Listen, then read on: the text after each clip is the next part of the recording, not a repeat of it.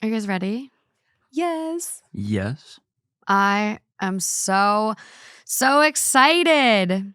This is the first week that video is dropping right on Spotify. Direct. Ooh. Yeah. Wow. You were giving like that S that you draw like 6 lines for and then connect and a little, remember? Yeah, the superhero S. Oh, so good, Lauren. I was never really good at drawing that. Oh, I crushed. That was crazy. Yeah. But Nuts. so excited to be a part of the Spotify family. It has been 4 years of hard work, a lot of episodes to get us here, but we are in a new era and it is so crazy, exciting. We're grateful. We're thankful. I'm blown away. I'm just overwhelmed. I'm overwhelmed and I'm a little scared because I'm nervous how many people are seeing our face for the first time. Hope you're not disappointed. I'm so sorry if you are disappointed. I'm Morgan, by the way, just in case you didn't know.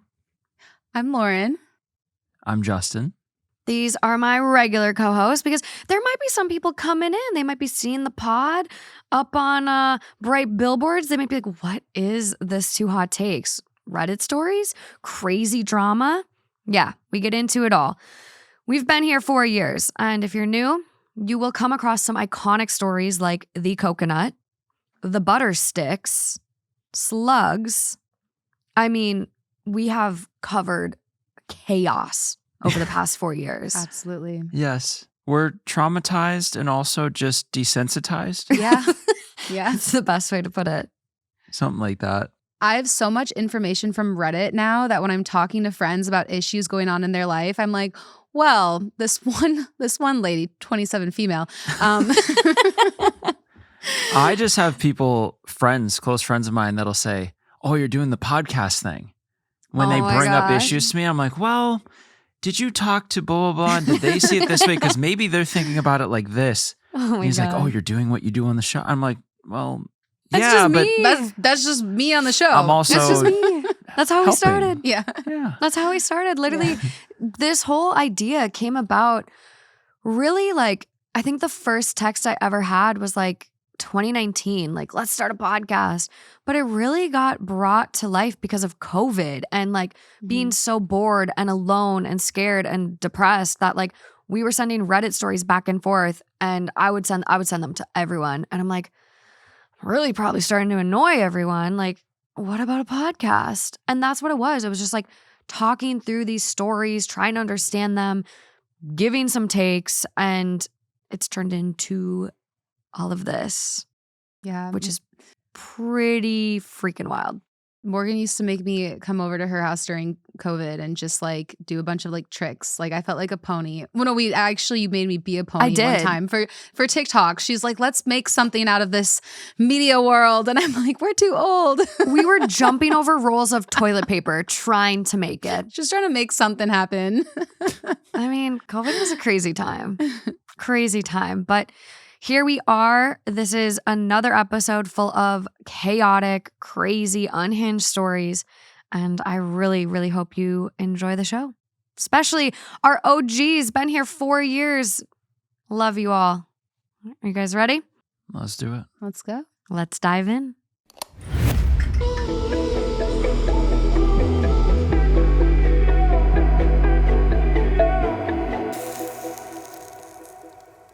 Okay, are we ready for this first one?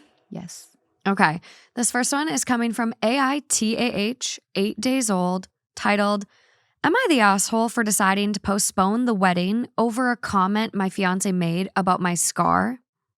I, female, have a visible scar on the side of my neck. It's been there for over 6 years and no one has ever commented on it or made any negative remarks about it.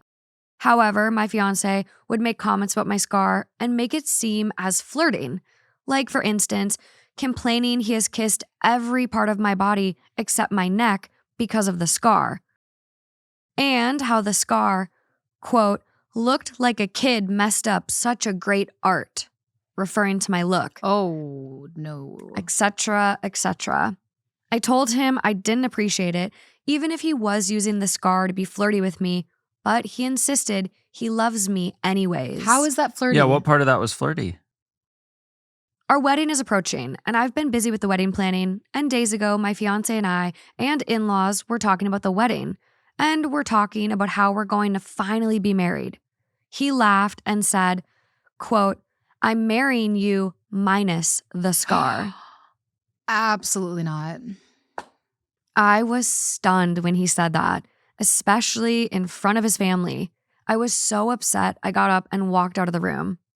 We had a big fight, and he kept saying I was being a drama queen and that he said nothing wrong. He doubled down when I said I'd consider postponing the wedding because of his comment, and then he called me crazy. His mom said that I'm obviously traumatized by my scar to let it ruin my marriage with her son, and she suggested therapy. She told me that the scar was the issue, not her son who loves me as I am and chose me to be his wife. Oh, I'm so pissed. I don't know. I feel really horrible right now. I don't know if I said the right thing about postponing the wedding and whether I'm overreacting in this situation. My girlfriends have previously said that my fiance shouldn't even be bringing up the scar like that. Absolutely not. Am I the asshole? No. Whew, Justin, you want to take this? His mom is saying for him that no, he's marrying you, all of you, for you, when that directly contradicts everything that. True. So, with that in mind, this is, some could say, oh, well, it's just he doesn't like one little whatever, part of you, whatever. But really, this is a character thing. This isn't just, oh, he made a bad comment and it's a pattern of bad comments, which, you know, I always like to react to a pattern and not a one-time whatever. And, you know, it makes it feel like this is a overall him red flag. Yeah. Where huge. He can't get over the scar and he's going to keep bringing it up and then drop the bomb, probably of the worst comment he's made, or at least what it appears to be. It's really bad. Right at this time? It's intentional though. Do you not think? Like it feels like he's really trying to take her confidence down and like neg her in a way, like where he's just constantly poking like an insecurity. And maybe it's not even an insecurity for her, but he's constantly bringing up something that could negatively affect her and using it as a way to like, I don't know, it feels like keep her in check, like make sure you don't realize that you're too good for me. Like, I'm just getting a really bad vibe from this. Yeah, it is a good question. Like, where does that even come from? What is it, just because he thinks it's normal or funny to say stuff like that? Is he trying to get something, like a reaction? Is he trying to make her feel small and that she's like, that she gets the prize by winning him? Like, what is the motive? Is he hoping that, oh, well, if I keep making comments and now that I'm really committing forever, maybe I can convince her to, I don't know. Like there's no changing. I don't think that would be it, because I feel he would instead say something like, oh, if that bothers you, like I'll help chip in for removal, you know. But then again, I don't know, people are stupid. So, and also that would be wrong for him to say too. But it just, I don't know, guys. I don't know. He sucks. End of story. He really sucks. This isn't something I would go on with, because it's like, you're maybe going to get scars later. If you have kids, you get stretch marks. Those are scars. What's he going to do? Oh, I love you for all of you except those stretch marks. Yeah. Like, you love me for me. End of story. Yeah. You love me, all of me, scar and all, bald and all. Yeah. It doesn't matter. It's either you love me for who I am or you don't really love me. I don't know. And if there's something, because also it's not a perfect world where you do love every single aspect of the person you're with. We're not perfect. Nobody ever in history or in the future is ever going to fit together like a perfect puzzle piece. No. It's about loving someone for who they are overall, because you're not going to love flaws and all. We all have flaws. Exactly. And so if there is a flaw, you learn to love that flaw, or you just don't bring it up and you don't keep making it a thing. And if it's really that big of a deal for you, then why, like, what are we doing anyway? Yeah. Because someone else is going to love this person as 10 times more. Yeah. I feel like you guys are puzzle pieces. We're pretty close. I mean, I don't love that Justin doesn't fart. Oh, God, we're doing this again. We got to really let the new people know what they're getting. I mean, imagine if she did that right before the wedding. She's like, I'm marrying you and not your non-fartingness. Well, that would be kind of funny. You know? It's less serious. I know it is. Yeah. But no, I mean, I like a lot of you guys know this. I've talked about it before, but I have a birthmark on my head and it makes like half of my hair color a different color. And I'm not insecure about it, but I don't know. Sometimes I want to not show it because maybe I'm a little insecure about it. I don't know. It's just, I guess I don't like people to think that I diet because it makes me seem way edgier than I am. So maybe that's where the insecure part is. I feel like I want to wear a sign that says, no, this is just a birthmark. But whatever it is, there's some feelings there. And if my fiance were to say that to me about my birthmark, yes, I can diet. But knowing that he thinks that my birthmark looks like bad or negative and he doesn't love me for the like uniqueness or the random parts of me, that would hurt so much that I don't know that I would be interested in that relationship. Mm-hmm. Completely agree. Yeah, you should never inspire insecurities in the people you love. Yeah. Because well said. We all know from elementary school, middle school, high school, I bet we can all remember those comments, remember exactly where they happened, when they happened, and they still cross into our minds to this day. 4th grade playground, first time I got called fat. Oh. I remember exactly who said it. I won't out him. Yeah, Tyler. Well, and it's that, or it's any other feature or anything like this scar. I mean, she's obviously well aware of it. She's hopefully made peace with it and is just living her life until you come around and be like, oh, but that scar. And you have to constantly point it out. And that whether it's trauma from the past or trauma literally created from you not getting over this scar, you keep digging that knife in every single time. And again, for what? Mm-hmm. So the top comment on this one, not the asshole. That's hurtful, disrespectful, and calling attention to something that is very much a part of you in a negative way.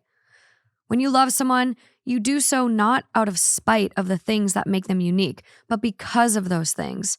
I'd venture to say that scar has shaped how you feel about yourself, the world, relationships, etc., and contributed to the woman you are today. OP responds and says, "Thank you for your comment. True. I feel like he has let me down because he, of all people, shouldn't be commenting on my scar. But I thought he meant well. But now, I feel like it's deliberate, but for what purpose? Yeah. I have no idea." Oh, and then let's not forget too, you don't want that mother-in-law in your life. No thanks. I mean, it's the classic. Was anyone surprised when that part came up? I mean, it's the classic support your son, support. I mean, your child. I think we've seen it on both sides where they fiercely defend and enable and enable. And an enable. And an enable. And an anemone. Nice. But yeah, you're enabling and you're just defending your child. Yeah. And trying to hold it together probably for their sake because it doesn't seem like she and OP have the strongest relationship because I think in that sense, it would be more of like, yeah, that was almost taking her side, making her feel better instead of just fully focusing on her son and the marriage. Oh, you're going to walk away just for this? You're going to give up your whole marriage? Mm-hmm. Like you should go to super therapy. Manipulative. You're traumatized. So there is a comment here that someone says, the fact that they're making it sound like he's doing you a favor by marrying you, even though you have a scar, is the hugest red flag. Mm-hmm. Who the fuck comments on someone's scars like that for this long? Yeah. And OP goes, To be honest, I didn't see it this way at first, but I guess the way he worded it, especially making those comments seem flirty, has been driving me insane. And this is the next comment after that. I don't see how you found your example flirty. Look up negging.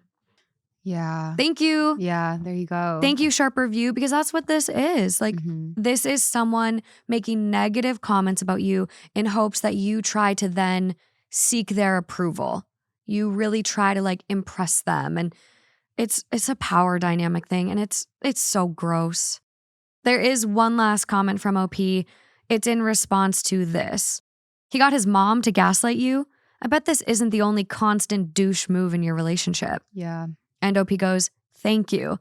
I thought the same thing when she made the trauma comment. It hurt my feelings because I've always been accepting of my scar and never thought of it as traumatizing. Yeah, the traumatizing part is that family. Yeah. Not the scar. No, they're creating the trauma. Well, also, like, what are they implying by saying, like, oh, your scar is traumatizing you? It's like, does my scar scare you? What are you implying? I know. Well, right. And So it's bad. not oftentimes, it's not whatever physical attribute or thing about you that is the traumatizing thing. It's the way people treat you over it. Yeah. That's what, like when I was talking about the middle school, high school thing, it's the trauma from those people. If people had never said anything or made fun of you or made you feel bad about it, it wouldn't be traumatic at all because it's just you. Yeah. That's where it comes from. Yeah. And that's what this family's doing now. I know. There's a comment too, and it's kind of reminding me, it's like a quote about disability. It's like people saying like, my disability isn't what disables me. It's the world. Yeah. Like there's a saying, and I'm not remembering it exactly right now, but it's more so that it's like, it's like, I'm good. It's how others treat me. It's how the world doesn't create a space that enables me. And it's frustrating, really frustrating. But okay, we have no updates from OP on this one. No idea if the wedding is off yet. I mean, it's 9 days old. And yeah, that's all we got. So we're going to have to keep our eyes peeled, see if anything comes of this one. Damn. But moving along. Okay, this next one is coming from r/relationship advice, 3 days old, titled, Boyfriend's behavior in restaurants leaves me embarrassed. How can I avoid these scenarios? Whenever me, 27 female, and my boyfriend, 29 male, go to a restaurant, he will often order something that he envisions in a certain way in his head, which is different from the way it's actually supposed to be. And when his food arrives, he starts complaining that it's not what he had in mind. Mind you, this occurs 8 out of 10 times. For instance, yesterday he ordered an espresso macchiato. A couple of minutes later, the waiter brings him exactly that, after which he freaks out, whining about not being able to get a decent coffee, why he always has to suffer from getting this little shitty-ass cup of coffee. I used to work as a barista, so I know my way around coffee, and I explained that he got a perfectly prepared espresso macchiato. Apparently, he automatically assumed that he would get a large cup of black coffee with milk, just because of the word macchiato. Then, this morning, whilst we were getting brunch, I recommended him the toasted sandwiches, pointing at the list of ingredients, reading the name of it out loud simultaneously. He liked the sound of veggie cheese, so he agreed to that. The waiter brings his veggie toast. He whips the sandwich open, frantically searching for the eggs. I asked him, what eggs? He tells me he understood eggs and cheese instead of veggie cheese and didn't bother to look at the menu as he trusted me. This was probably the 5th time in a row that the same incident occurs. And I'm getting frustrated with him, refusing to learn at least a few basic types of coffee since he's already consuming it on a regular basis, ending up causing a scene. Literally not one of my friends has ever done something remotely similar to this. How am I supposed to handle this behavior? I'm curious what the causing a scene part is. I'm sure he's freaking out being like, I don't want to eat this. I want something else. But like involving others? The restaurant. He's probably being like, send this back. I don't want this. This isn't what I ordered. I don't want the eggies and cheese. Veggie cheese? Like, what did you expect to get? He thought it was the eggies. Well, I'm also wondering, because you're right, it is really odd. Like, do we think maybe there's like a learning issue or a reading issue? And maybe too embarrassed to say it? Because it does seem very interesting. I don't know. The top comment on this one. Okay, let's hear it. Let's go. I hate to break it to you, but it sounds like he's straight up stupid. Oh, ouch. I mean, like, what? I have no explanation for this except like maybe he's been enabled so long. Mm-hmm. But like, yeah, in what his word? mom picked out all of his meals or something. Probably cuts his food up for him still. Maybe. But in what world would I would never be like, macchiato must be a black coffee with some milk in it. That would be coffee with milk, coffee with cream. I don't take risks like that. Anywhere I go, if I don't understand something that's on the menu, I'm looking that word up. Or if it's something I'm used to, as simple as like a chicken sandwich, and the sauce has a weird name and there's something in, some word in there, I'll look it up. I don't take a chance. Wow. I'm like, really yeah, particular. It's probably good, but well, I am not. Oh. As compared to some members of Morgan's family, we have found out. Okay. I am actually very not picky. Okay. So it depends, right? Depends who you're comparing to. Compared to you, I'm probably very picky. Yeah. But I don't take chances. But also, I just think this makes me feel like I'm very easygoing because I'll order stuff. It's kind of not what I expected. And I'm just like, I'm eating it. I'm good. I don't know. Like this, it's just a non-issue in my world. And obviously, if something's really bad, right? We've all had those experiences. Mm-hmm. That's a different story. That's so different. Yeah. This is like, no, it's perfectly prepared the way it's supposed to be. And you're just an idiot. And now you're making a scene. I could not put up with this long term. No. Again, a pattern. There's a pattern of this happening. You've brought it up, or that's kind of part of this conversation. If you do it, nothing changes, I'm out. There you go. I liked that. Yeah, I think this, cut your losses. Yeah. You know what's kind of crazy? I don't know what a macchiato is either. Just but sounds you wouldn't fancy, order right? a macchiato. No, I mean, like, I wouldn't do coffee. this. I wouldn't do this. But like, I would look and see what was in it. But I've never ordered a macchiato, so I actually don't even know what it entails. And then you're just upset and angry. Yeah, I'm picturing you like before a live show, like, oh, it's coffee. It's no, definitely not. But no, I feel like I've only ever ordered coffee, latte, or cappuccino. Like, I don't think I've ever ordered a macchiato. So my understanding, and I'm not a barista, never have been, they're all similar, but have different amounts of espresso to cream or milk ratios. So a macchiato is an espresso drink with a small amount of steamed or foamed milk. The word macchiato is Italian for marked or stained. Oh, it's a cute name. You've got some macchiato pants. What's that supposed to mean? Marked? Stained? They're marked and stained. Wait, they're black. These pants? Skid marked. What? Oh my God. No. We're off the Why rails. are you coming for me right Reel now? it back Lauren's in. got the macchiato pants. No. Oh my God.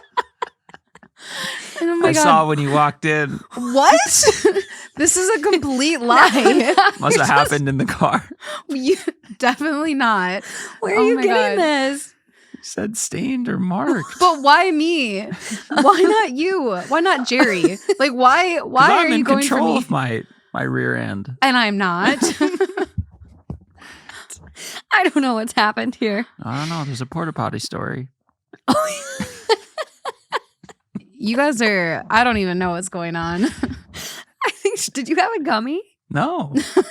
God. I'm just high in life. Oh, here I that's am. sweet. Here I am looking up differences between a cappuccino and a macchiato. A cappuccino has significantly larger proportion of steamed milk when compared to a macchiato, which only has a small amount. Nice. So I baristas chime in, but Yeah. that's the vibe I'm getting. Okay, so what does she do? Is she keeps on reading the menu to him, or are they Break going up. separate ways? There's a comment here that OP responds to. He sounds like a child. Has he just been spoon-fed by his parents his entire life? This is a 27-year-old? OP responds, no, I'm 27. He's 29. And the person goes, why do you put up with this?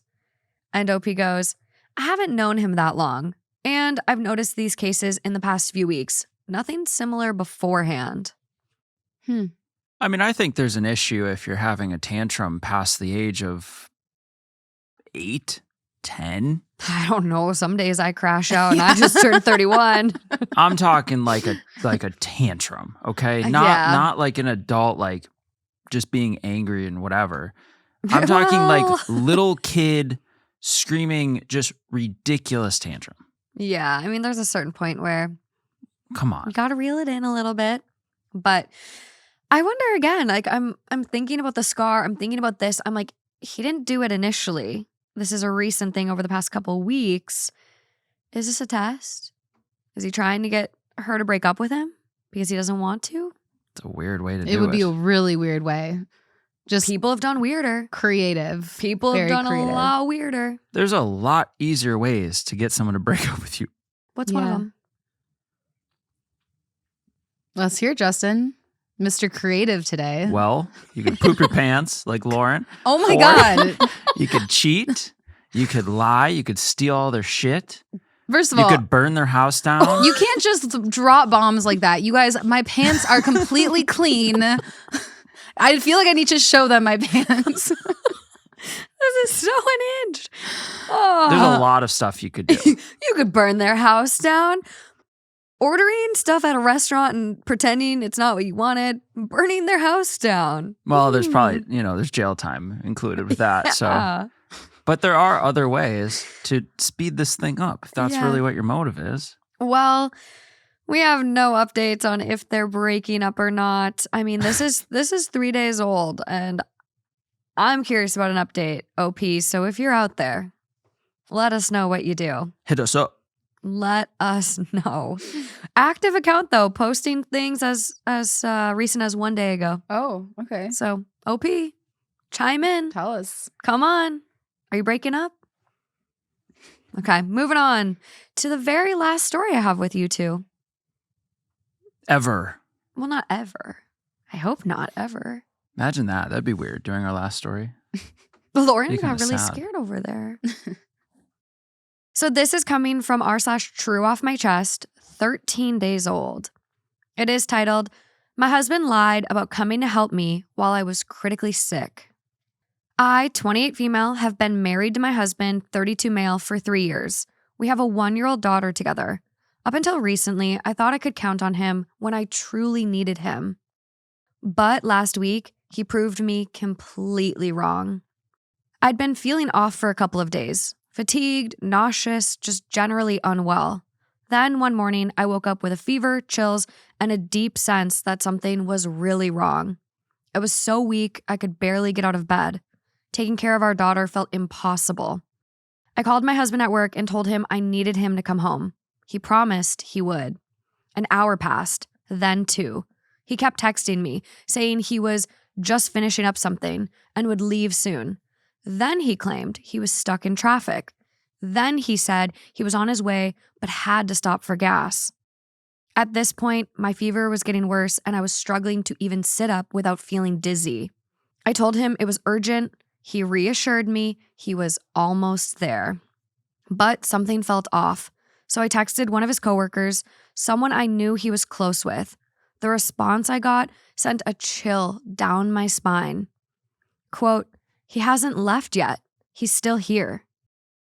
I was furious and terrified. I immediately called my neighbor, a kind older. She came over right away, helped me get dressed, and drove me to the hospital. Turns out I had a severe asymptomatic urinary tract infection that had turned into a serious kidney infection. My heart rate was dangerously high. Oh my God. And the doctors told me that if I had waited much longer, I could have gone into septic shock. Wow.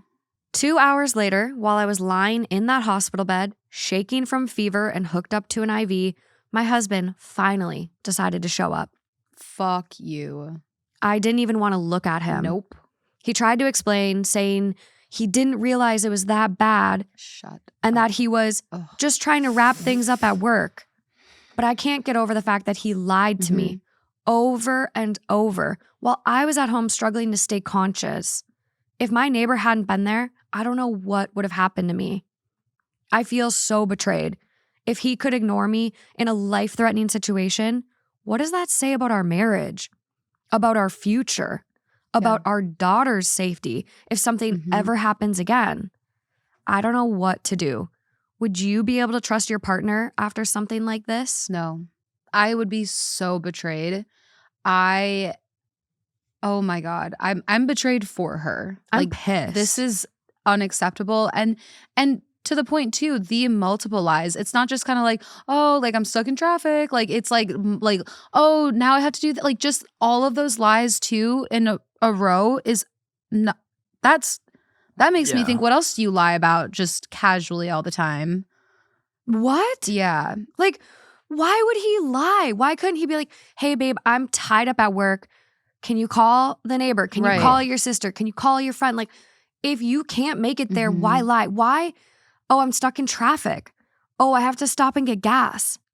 Okay, that still shouldn't take you 2 hours. There is no can't make it there. At some point, there's nothing more important. Yeah. And work is the most ridiculous excuse. I don't care what you're in. You're in the meeting with the CEO who cares? It becomes, like, all of that's irrelevant. Irrelevant. This is crazy. And who's going to fault you? Hey, I have to run home and take my wife in because she's having this crazy serious health thing. No one. Who's going to be like, oh, you didn't finish that report yesterday. We lost the client. Like, who even cares? Like, a job is replaceable. A person, not so much. People die from septic shock all the time. Like, it's not that far-fetched. And I know, like, some people could be devil's advocating this and be like, well, why didn't she call an ambulance? Well, if you live in the United States, ambulances aren't affordable for most people. Insurance, maybe she doesn't have it. Like, yeah, that's when your partner who you trust is telling you that they're about to be there, then why would you call an ambulance? Well, it probably you are supposed to trust them that they're telling the truth. And you have a 1-year-old. Like, you have a baby. Yeah, you're supposed to come home, help me, and so then take care of our baby. Like, it's not just like, oh, I can get myself in an ambulance. It's like, okay, well, what about this little one? Like, you have a duty to your family. Yeah, and for him to be like, well, I didn't know it was that bad. I'm telling you, it's that bad. Believe me. I'm dizzy. I can't sit up. I Come just, on. It always bothers me when people like don't believe people when they're not feeling well. Like, if they're telling you that they're not well, believe them. Like, stop being like, oh, they're dramatic. Like, no, believe them. That's all I got to say. Justin, I feel like you had something. I mean, there are certain situations in life, and we know the people that are kind of the cry wolf people. Well, that's different. If it's like, very different. But I'm just trying to see all sides where someone could, like him, at his level that he's at right now, the low level, could make some argument. Well, you always say you feel crappy and you always do this. But it's like, if this isn't just the ultimate proof that you are just the biggest loser and not capable and not deserving of this person, like, I don't know what else there could be. Did you say deservant? Yeah. Is that a word? I don't know. If it's not, it should be. It sounds pretty cool. So, like, it reminds me of something that would be said in Game of Thrones. Anyway, sorry. Yeah. Apparently it's a word. Wow. Nice. At least according to Wiktionary. We got our little wordy over here. What does it mean? What do you mean? What does it mean? You just used it. Now I'm feeling like I did it wrong. Deservant may refer to a song by R.J. Merla. Yeah, that's what you meant. Or a word that means worthy or that's a big word for Elmo. Meritorious? Like of merit? Yeah, no, I think job. You nailed it. Look at you. Yeah, I mean, this is just the worst. I don't know. I have no more words for it. Well, People in the comments sure do. They have a lot of words. Top comment, yeah, no, I couldn't do this either. If you had waited for him and had gone into septic shock and probably ultimately died, what would he have done then? That could have 100% been prevented if he just came home when you asked. He gives more loyalty to a job that will just replace him when it's his time over his wife, who he chose to love in sickness and health. Crazy. Pretty much. Crazy. We do have some comments from OP because people had questions. People had a lot of questions. So the first question that OP responds to is this. I'm not sure if this even matters, but was he panicked? Clearly not, right? No. Definitely not. Did he come in realizing exactly how bad he screwed up? Was he terrified that something bad could have happened to you because he lied to you? Or was it just, oh, sorry, I didn't realize? If it was the second, we'd be done. If it was the first, definitely going to take a lot of work on his part to show that he is an honest, dependable partner who loves and cares for and will prioritize you and your daughter, and definitely counseling. Mm-hmm. OP responds, he acts like nothing happened. Oof, no chance. No guilt, no remorse. He just keeps making excuses and minimizing everything. Ew. He even told me I should have just gone to the hospital earlier with my neighbor instead of waiting around for him. But the only reason I waited was because he kept telling me he was on his way. I also didn't want to leave my baby with my elderly neighbor unless it was absolutely necessary. I would have such a hard time with this one. Like, I know that they're married with a brand new kid, and so I don't want to like quickly be like divorce, but I just genuinely, knowing myself, like it would be so hard for me to like move past this. And we would have to go to therapy over it. Like he would need to have like to admit and understand what he did wrong fully before I could even consider moving past it. It's another one that comes down to character. Yeah. This doesn't feel like, oh, it's just a mistake. This feels like, no, this is who you are.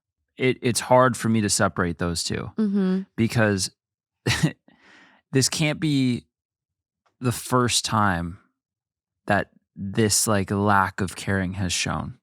There's no way. I mean, this might be the most extreme, life or death, but it'd be weird if everything was all perfect and he was the best partner and then something happens to you and he's just totally like, whatever, that was cool. Are you stable now? Because I'm going to head back to the office. That's the energy it's giving. There's a comment here that OP responds to. Someone says, he has shown you who he is. The decision is yours now. Is this a pattern or a one-off? And OP says, you could say it's a pattern, although the previous times were for much less important things. He has often put his work, his family, etc. before us.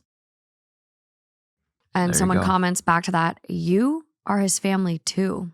Yeah. There's a couple other comments here I want to get into. It's just quite strange to me. Like, OP says, I needed someone to take care of my daughter. That's why I was waiting for him. And someone was basically implying, like, why didn't you just call an ambulance? Also, I'm in a rural area and the ambulance takes just as long to arrive as he should have. Mm-hmm. Yeah. Also, why are we even like shaming her? Maybe it wasn't intended that way, but like, I don't know. So someone goes, if you didn't tell him you needed to go to the hospital, you were kind of making a bigger deal than it needs to be. And I'm not saying you're wrong because I would be extremely pissed off, but your initial symptoms to me would have sounded like you simply just had the flu, because that's exactly what I felt like when I had the flu right a week ago. And he might not have been taking it at that seriously. Now, if you had told him you needed to go to the hospital, that's a completely different situation to begin with. But to him, he's thinking you're probably just sick with a fever and have the flu, and he'll be home to take care of you at some point. No, it's not. You have a 1-year-old, and if you're extremely sick, your partner needs to step up. Like, even if she was like, I have the flu, like, well, if you have the flu, there's a 1-year-old that needs to be taken care of. So come the fuck home. Yeah. Sorry. Whew. So OP responds to that. I told him. I didn't want to say it because it's embarrassing, but I even ended up wetting myself because I couldn't get up to go to the bathroom. Oh my God. He knew that when he was lying, saying he was about to arrive. Oh my God. You got to be kidding me. Well, and so also, how old is she? She is 28. He's 32. Okay, let me tell you something about being 28. I think you've been around long enough to know the difference between, oh, I'm coming down with the cold or the flu versus, no, I've never felt like this before and this is something serious. Mm-hmm. I think we all would be able to determine that, even though there's outliers, yes, where it's like, it starts like that and then it gets really crazy. But she knew from the start. Yeah. And she made it apparent from the start. I need you here. When your partner says, I need you here, you go. Because if they think it's not necessary, they're not going to have you leave work if it's a big situation like, oh, if I leave work, it's going to whatever. If they know that that's a big deal, they're not going to say, I need you here if it's not serious. And when your partner needs you, buck up. You go. Get there. Well, you guys, we have an update on this one. Oh. We have an update. Let's hear it. Posted 10 days ago. I'm feeling better and finally back home after a few days in the hospital. A few days. Mm-hmm. Crazy. My parents came to pick up my daughter and take care of her while I was away. They live 4 hours away, so I hadn't asked them for help earlier. I didn't really get an apology from him, just a bunch of excuses. He said he didn't think it was that serious, and I should have gone to the neighbor if it was really that bad. I didn't argue, not because I agree, but because some of the comments I got made me realize some things. People asked if I'm the type to cry wolf, and that's why he didn't come. In 5 years of being together, I've only ever needed him to take me to the hospital once, when I gave birth to our daughter. He wasn't there when I was sick, and if he had come home, he probably wouldn't have done much anyways if it didn't need a hospital. But then someone asked me what I would do if it was our daughter in my position, and he acted the same way. That hit me hard. And as dramatic as it sounds, I don't want to be with him anymore.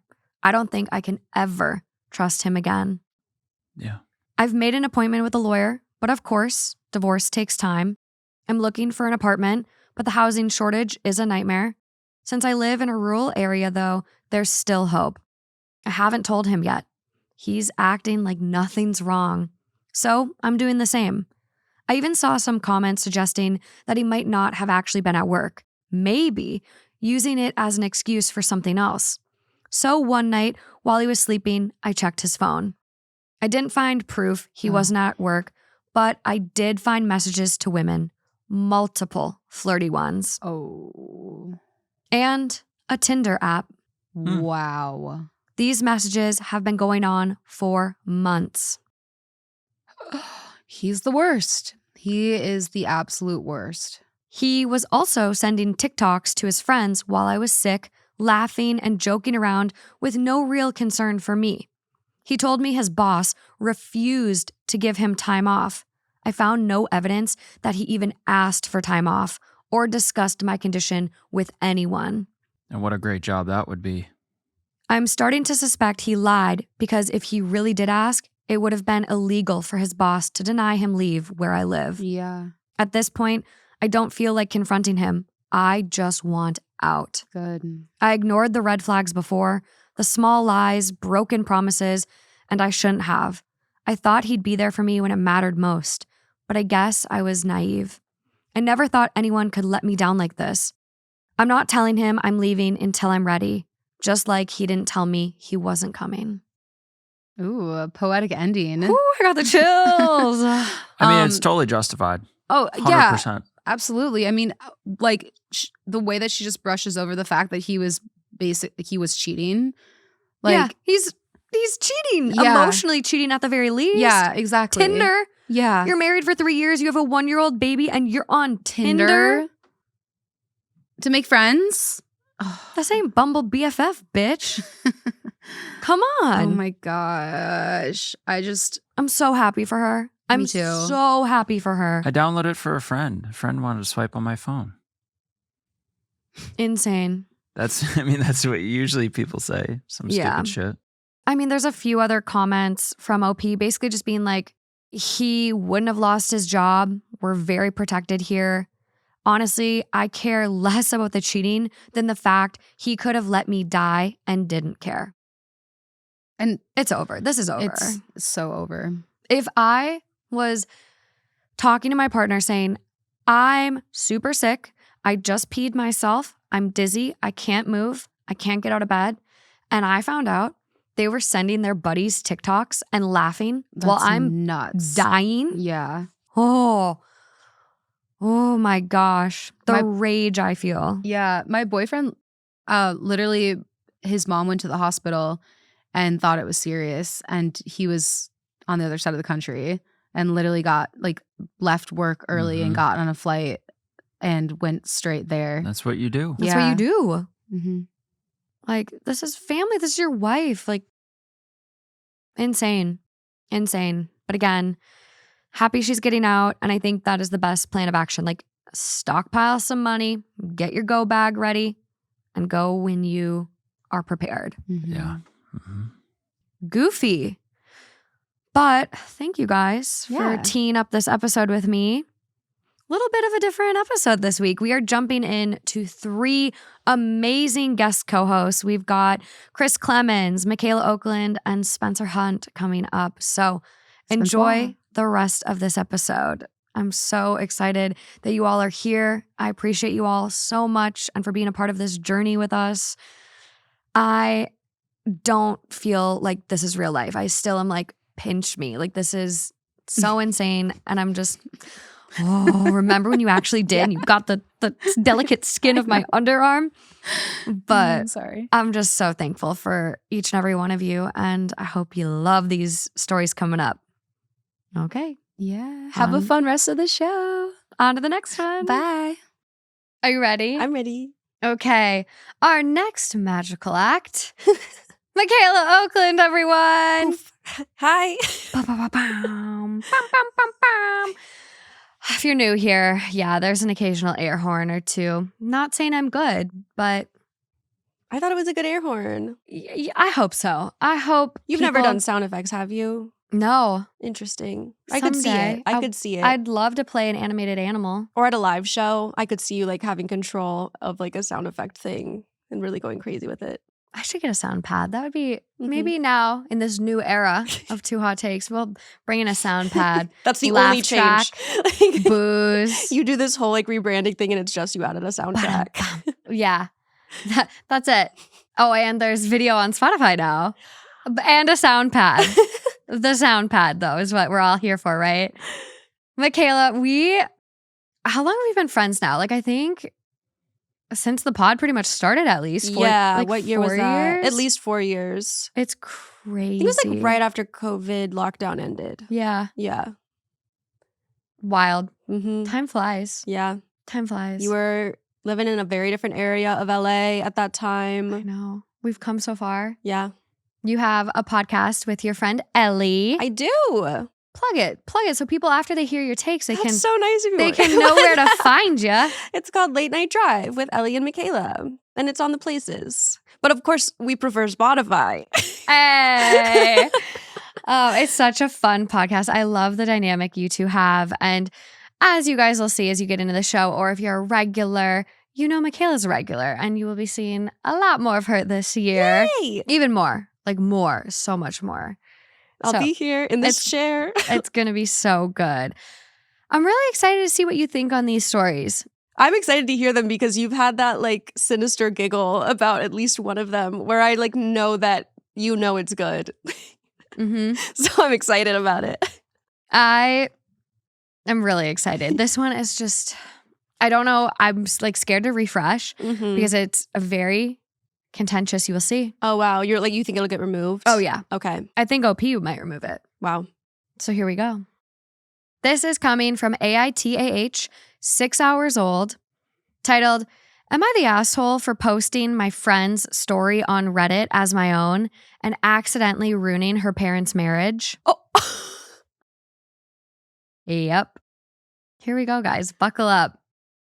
2 months ago, my best friend's, Valerie's, boyfriend Derek, began ghosting her upon meeting her parents. She was upset about this and came to me for advice. I'm not good at giving people advice and felt bad for not really being able to help her out. I'd seen many people asking Reddit for advice, and it seemed like the advice was genuinely really helpful.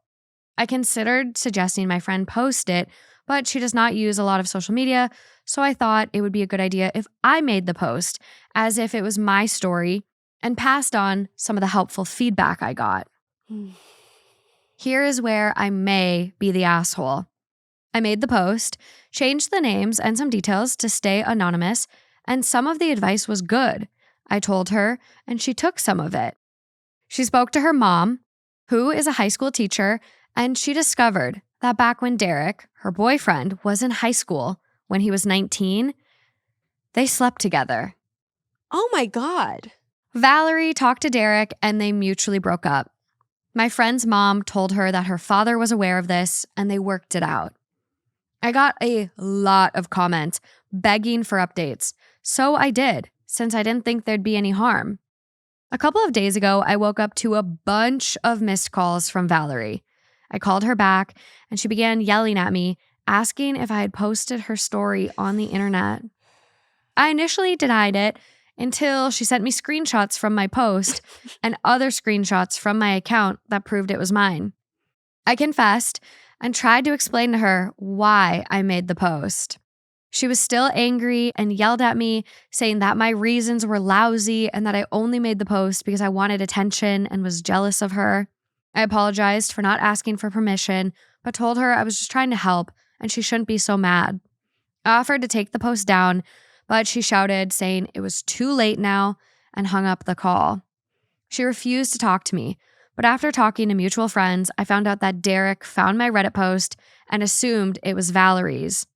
She had him blocked, so he messaged her mom, asking her to tell Valerie to take down the posts and unblock him so that they could talk about this. Valerie's dad saw the text from Derek, and turns out her mom had lied. Oh my God. The dad had no idea. He read the story, and after a lot of denying, the mom eventually confessed. They're getting a divorce. Valerie's dad is really distraught and will be moving in with his brother a couple of states away.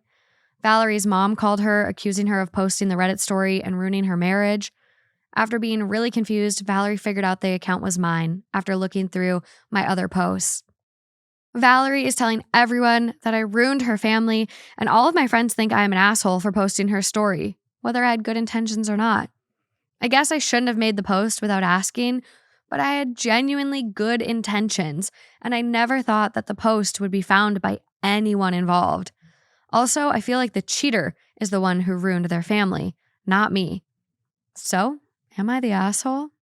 I mean, it is the cheater who ruined the family, and also in a creepy, like, predatory way. Like, that was the mom. So the mom is a teacher. I'm just going to make sure I get these facts right because there's so many people involved and there are two story layers here. Mm-hmm. So Valerie's mom was a teacher, and while her mom was a teacher, she had sex with Valerie's boyfriend who was in high school. Yep.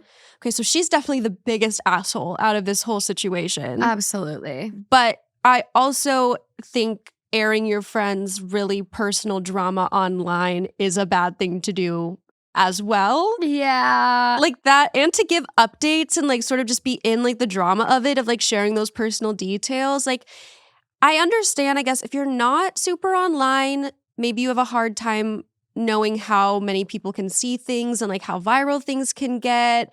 And maybe they've never experienced something going viral, but you're still like airing really, really personal business and like engaging it in a way that you didn't need to engage in it. And if it were me and I had good intentions originally posting, which I wouldn't do that, but like if I started seeing it blow up, that's probably another point where I'd be like, oh wow, like this has a lot of views on it. Like I should take this down. Yeah. Instead of posting updates. Oh, well, posting updates and then posting this post, reiterating everything that happened. Yeah. They didn't learn their lesson at all. No. Yeah. Like what? Just, I mean, you didn't have to give us a full rundown. You could have been like, hey, am I the asshole? I posted something about my friend's life to try to get advice, But it ended up getting out that, you know, it was out there and family's upset now. Like, I was just trying to be helpful though, but like, blah, blah, like, you didn't need to re-air everything. Right. You've once again now told everybody their business. Well, how does that make any sense? Oh my God. I mean, the other layer of this story is insane though. Like, how is Valerie doing? Dude, because it's like she lost her boyfriend, found out her mom had an affair. Her mom is blaming her and now maybe cutting her off. Yeah. Dad found out, getting divorced. So your parents are splitting up. Like, this is like earth shattering. Yeah. Her relationship with her mother, I don't like know how you come back from that. I don't know if you can. I don't think you can. I'm looking at this person's account.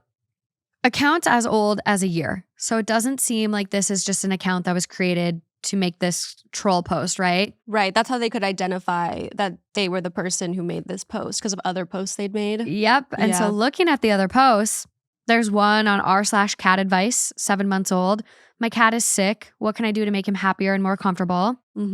Posting in r/Danny Gonzalez, Umbrella Academy subreddits, a lot of cat advice. That's pretty identifying. Like, I understand why Valerie would be like, okay, it's pretty clear it's you based on all this other stuff. Especially when you're sharing details like, my cat is around 9 years old and he is really fat. The vet says he's not at the point where it's detrimental to his health yet, but he keeps gaining weight. Like, oh my God. If my friend kept telling me, oh, my cat is getting really fat and I don't know what to do, on top of finding a post on their account that sounds like my life, I'd be like, yeah, that's my life. A plus B equals C. Exactly. Quacks like a duck, walks like a duck. It's a duck.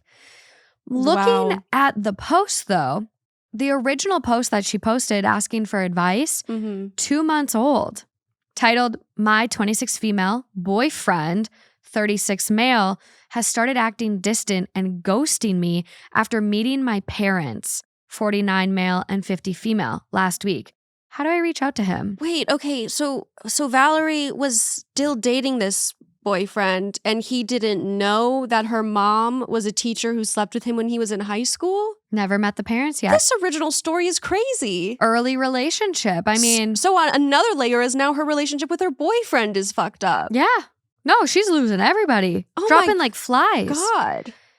And it's their age gap. I mean, a 10-year age gap. Mom and him have a 14-year age gap. Like, boyfriend's age is kind of like in the middle of the two of them a little. Yeah. So I don't know. Like, there's always a risk. Like, if you started dating someone that is your dad's age, he could be friends with your dad. Wait, how old is the boyfriend? 36. She's 26. Okay. So I don't think he could be her dad, but you know what I mean? Yeah, that's still like a large age gap as well. Obviously not nearly as consequential as like the difference between 19 and an adult, though. Yeah. Which is so insane. And also she's dealing with like, my mother is a predator and I can't look at her the same. No, and even though like mom and maybe Derek is corroborating the story and saying, oh yeah, I was 19 in high school. Yeah. You're still a high school student. Yeah. And you're supposed to be my teacher. Yeah. You know what I mean? Like that and relationship. Yeah. Inappropriate. And that age difference is inappropriate as well. So it's like double whammy. Inappropriate. Oh my God. But the original post like doesn't, I mean, the ages could be fake because she said she changed stuff. Yeah. But I mean, it's nothing like super crazy. My boyfriend Derek and I met through mutual friends 6 months ago and we immediately hit it off. He's sweet, funny, kind, and just a generally good guy. He's super extroverted and I've never seen him dislike or not click with anyone. I mentioned him to my parents a couple of times and they said they were excited to meet him. My parents live a road trip away, so me and Derek had to book a hotel nearby.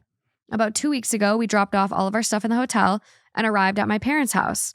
My parents are the most welcoming people you'll ever meet. They have met some of my past significant others in the past and have always been warm and kind. Since both my parents and Derek are charismatic and welcoming, I thought that the dinner would go smoothly, but I was wrong. It didn't start off too bad. My parents and Derek seemed a bit awkward, but I assumed he was just nervous. We sat for dinner and my parents asked us a couple of questions. How did we meet? How serious is the relationship? Etc., etc. I've never seen Derek stutter or hesitate before this dinner. Oh, God. But he did. As soon as I finished eating, we thanked my parents for dinner and said we had to go. It felt like he was rushing to get out of the house. When we got to the hotel room, he ran to the bathroom and I heard him throw up. Oh, my God. He said he felt sick and he was going to head back home, but he insisted I stayed and enjoyed the rest of the trip without him. I agreed since I really missed my parents and he seemed to want to be alone. I texted him a couple of times asking how he was doing, if he felt better, but he didn't reply. After 2 days passed, I started to get really worried that maybe he was really sick and had to go to the hospital or something. So I cut the trip short and headed back home. I went to his apartment and saw he was okay. I asked him how he was doing and why he wasn't replying, and he said he felt fine and that I was overreacting. He told me he still felt sick and he wanted to be alone. I went back home and texted him asking if I did anything wrong and if our relationship was okay since he was acting so weird and cold. A week has gone by since the text message and he has not replied. Derek is the last person I'd expect to ghost me. I'm torn between wanting to give him space and wanting answers. How do I reach out to him without pushing him further away? When did the revelation about why he was ignoring her? It was at the update to that post? So the top comment on that post, Yeah. ask your parents. It sounds like they know each other or Oh, wow. something happened that you didn't see or something like that. Oh, my God. I just chills. Reddit was on it. That's crazy. Because I don't think I don't know what I would have thought if we'd heard that story first. I don't know. I guess I would have been like, it's kind of weird they're being so awkward, Yeah. especially given his age. Like if he's around 36, like it's not the first time meeting the parents. He's not a high schooler, Yeah. nervous. Like do they? Right. I don't know if I would have been like, sounds like they know each other. Like Yeah. that's a jump. Like I don't know if I can say I would have guessed that. Yeah. And my head spirals. I maybe would have thought there was like a weird interaction that took place when I like wasn't looking or something. Like something weird was said or something. Like you hurt my daughter. Yeah. You're dead. Like, yeah. Something. Yeah. a dad joke comment that maybe read wrong, or maybe there was a comment that was just wrong. Mm-hmm. But yeah, that is really interesting. Next comment down. I think OP should tell her parents that she spoke to Derek, but now needs to hear their side of the story. Clearly, they have met previously, and there's a dodgy story to be told. Getting to the truth might require OP bluffing that she already knows. These people are geniuses. They should be in Mensa. What the heck? Next comment down. Either he slept with mom before, or they had a threesome. The dad's like, why am I in it? Or he slept with dad. Yeah. Dude, That might have been what I thought, actually. slept with dad. Yeah. I don't know. He took a cab home. It was a 4 to 5 hour drive. Yeah. Who the fuck takes a cab? He really wanted to get away. Yeah. I mean, I will say I took an Uber from San Diego to LA once, so I get it. Yeah. Someone ate my Taco Bell. I was really upset. Wait, you took a cab because someone ate your Taco Bell? Yeah, it was my last straw. Things weren't going well that night, and they ate my Taco Bell. My I think it was a chicken chalupa. I was pissed. So you're like, I can't take on a drive right now? Nope, I'm done. Well, I didn't have a car. We road tripped together. Okay. Carpooled. Okay. Yeah. So I called an Uber. I was like, I'm out of here. Yeah. I'm done. Not my chicken chalupa. Did you throw up though? Did you throw up? I didn't throw Probably up. not. And that is crazy for him to like walk into the hotel No, that's so sad. and be so stressed he's puking a couple times. Yeah. That really, That's heartbreaking, actually. yeah. OP does, give that update. Fake OP, right? Yeah. Hey, sorry I didn't reply. Most of the comments were just saying that Derek was secretly my brother, which is horrifying. So I wasn't sure how to reply. And then they go on and share the update that like, I talked to my mom Yeah. and told her Derek's reaction was weird after dinner. I asked her for advice or if she knew what happened. She was silent for a moment and I heard her start crying. She started apologizing and I didn't understand what she was trying to tell me at first. Eventually, I got her to calm down. She told me what happened. My mom is a high school teacher, and apparently Derek was a student in his senior year, and she told me that they had an affair. Oh my God. She didn't give me many details. Honestly, I don't even want to know. All she said is that they only slept together once before she shut it down, and that my father knew, and they had attended couples counseling years ago to work through this. I wonder, is it possible that the top comments like retroactively got more attention now that people were like, wait, they were right? They could have. Yeah, it definitely could have shifted. Mm-hmm. But let me just make sure that those comments were from like the same time period, you know? Yeah. Those comments are all 2 months old. Wow. So as old as the post before this update 6 hours ago. Yeah. Do we know if Derek like threw up because he has like had negative, like violated type feelings about this woman the whole time, or if it was just the stress of like, No mention. Fuck. Yeah. No mention. No mention in the update I see. Which is probably for the best because that wasn't this person's information to share in the first place. Like, yeah, there's not much about Derek's side, Yeah. but in the update, which again is not even coming from the person it should be, I went to Derek's apartment again and he invited me in. He said he had to tell me something, but I stopped him and told him that I already talked to my mom and I knew everything. He promised me he had no idea up until the point we had come over for dinner where he immediately recognized her. He apologized for ghosting me and said he just didn't know what to say and he was scared that he would ruin my relationship with my parents or maybe ruin their marriage. I forgave him, but I told him the whole situation was just too messy for me and we agreed. So yeah, that's how my past few days have gone down. Honestly, I do kind of miss Derek, but not too much since the whole banging my mom thing is a massive turnoff. That's a crazy thing for someone who isn't her to be saying. Honestly, I missed him typing like Gossip Girl. Honestly, I miss Derek, but he banged my mom. So like, that's not you. That's not you. That wasn't you. That didn't happen to you. And this is where I'm like, you are the biggest asshole. I also think it's one thing to post like the general post for advice. Maybe you could have left out more details, but then give people an update. And now you're posting again to ask people, are you the asshole for posting the post and the update? It's ironic. It's like, come on, this was the original problem, was you oversharing, and now you're doing it again? I think this person really gets off on, there's like an addiction to this now, the attention. There's something that this person doesn't get in their life that they're getting from people. Give me an update. I mean, when these stories blow up on Reddit, you'll see OPs come out later in updates saying like, hey, I got hundreds of DMs. Yeah, I got all the attention. all these people asking for updates. So for someone that doesn't, get that a lot in their life, it would probably feel really good. Yeah, for people to like care so much about your stories and like what's going on. To be so invested. Yeah. Oh my God, that's so insane. I'm sure there are other stories that you've read that were instances of people kind of submitting on behalf of someone else. Yeah. And like doing something similar to that. They're usually very clear at the start of the post though. Yeah, but like people who've gotten away with it maybe. But I wonder how often the actual person finds out, because like there's like your podcast or there's like things that go viral on Facebook. Like they reach like different corners of like there are Instagram accounts that post the stories. Yeah. Like it reaches all these corners of the internet. And for everything that Valerie was going through, like with her parents' marriage, with her relationship with her boyfriend, with her relationship with her mother, to then be like, and now my friend is also like sharing these private details online. After you found out why Derek ghosted your friend, Yeah. don't you think, holy shit, Yeah, this is so big. this is so big.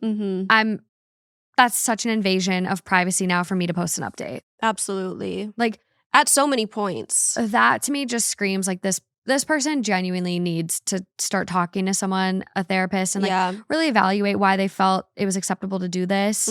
Because like if my friend told me something in confidence, which this person probably wasn't going to tell everyone why her and Derek broke up. Obvious. Yeah. Like It's embarrassing. Like that's so embarrassing. You don't want people knowing that. No. It's so personal. So I'm like, the fact she told you this in such confidence and you violated her trust as a friend. And why does that Insane. mean more to you? Like, why do all of these people asking you about a story that's not even yours mean more to you than an actual friend in your real life? I know. Who was leaning on you in this moment. I think that in the worst moment of her life. Literally the worst. Yeah. And I mean, I am in a way like the dad did deserve to know the truth. Right. I wish the mom wouldn't have lied and said, yeah, he knows we went through therapy. Like, because your daughter could have still would have still probably brought it up to him and been like, how do you feel about this whole situation? Because the mom couldn't have been like, don't bring it up to your father, though. It would have come up at some point. I think so. Even if the dad asked, like, hey, why did you and Derek break up? Yeah. Because then it would be like, well, you know why. Mom didn't tell you Derek is the same Derek? And he'd be like, what do you mean? That's who mom slept with. Like, it could have so easily came out regardless, but I also doubt it was a one-off with the mom sleeping with one student. Like, come on. Gross. If you literally, how old was the mom when that happened? What's the math on that? At least. Mom is 50. Derek is 36. He was 19 at the time. So 18 years ago-ish? Okay, 50 minus 18-ish. You're going to find out something real fast, guys. 32? We're not good at math. Yeah. Which the initial number might have been wrong. It might have not been. It's 31 through 33. Give or take when your birthday is. And if you're a Pisces or a Sagittarius. Could easily pull out a calculator, but you guys know that there's the gist. And yeah, someone's yelling the number at their phone or screen now. Regardless, but like quite an adult. Yeah. I'm 31 on Tuesday. Mm-hmm. I look at high schoolers because my fiance's got step siblings that are in high school, and they're driving. They're 16, 17, 18. Like, they look like babies. Even college students look very young to me. When Isn't I that see crazy? when I see like videos of like frat parties now, or like sorority recruitment and stuff like that, like those are babies. I wouldn't date a 22-year-old.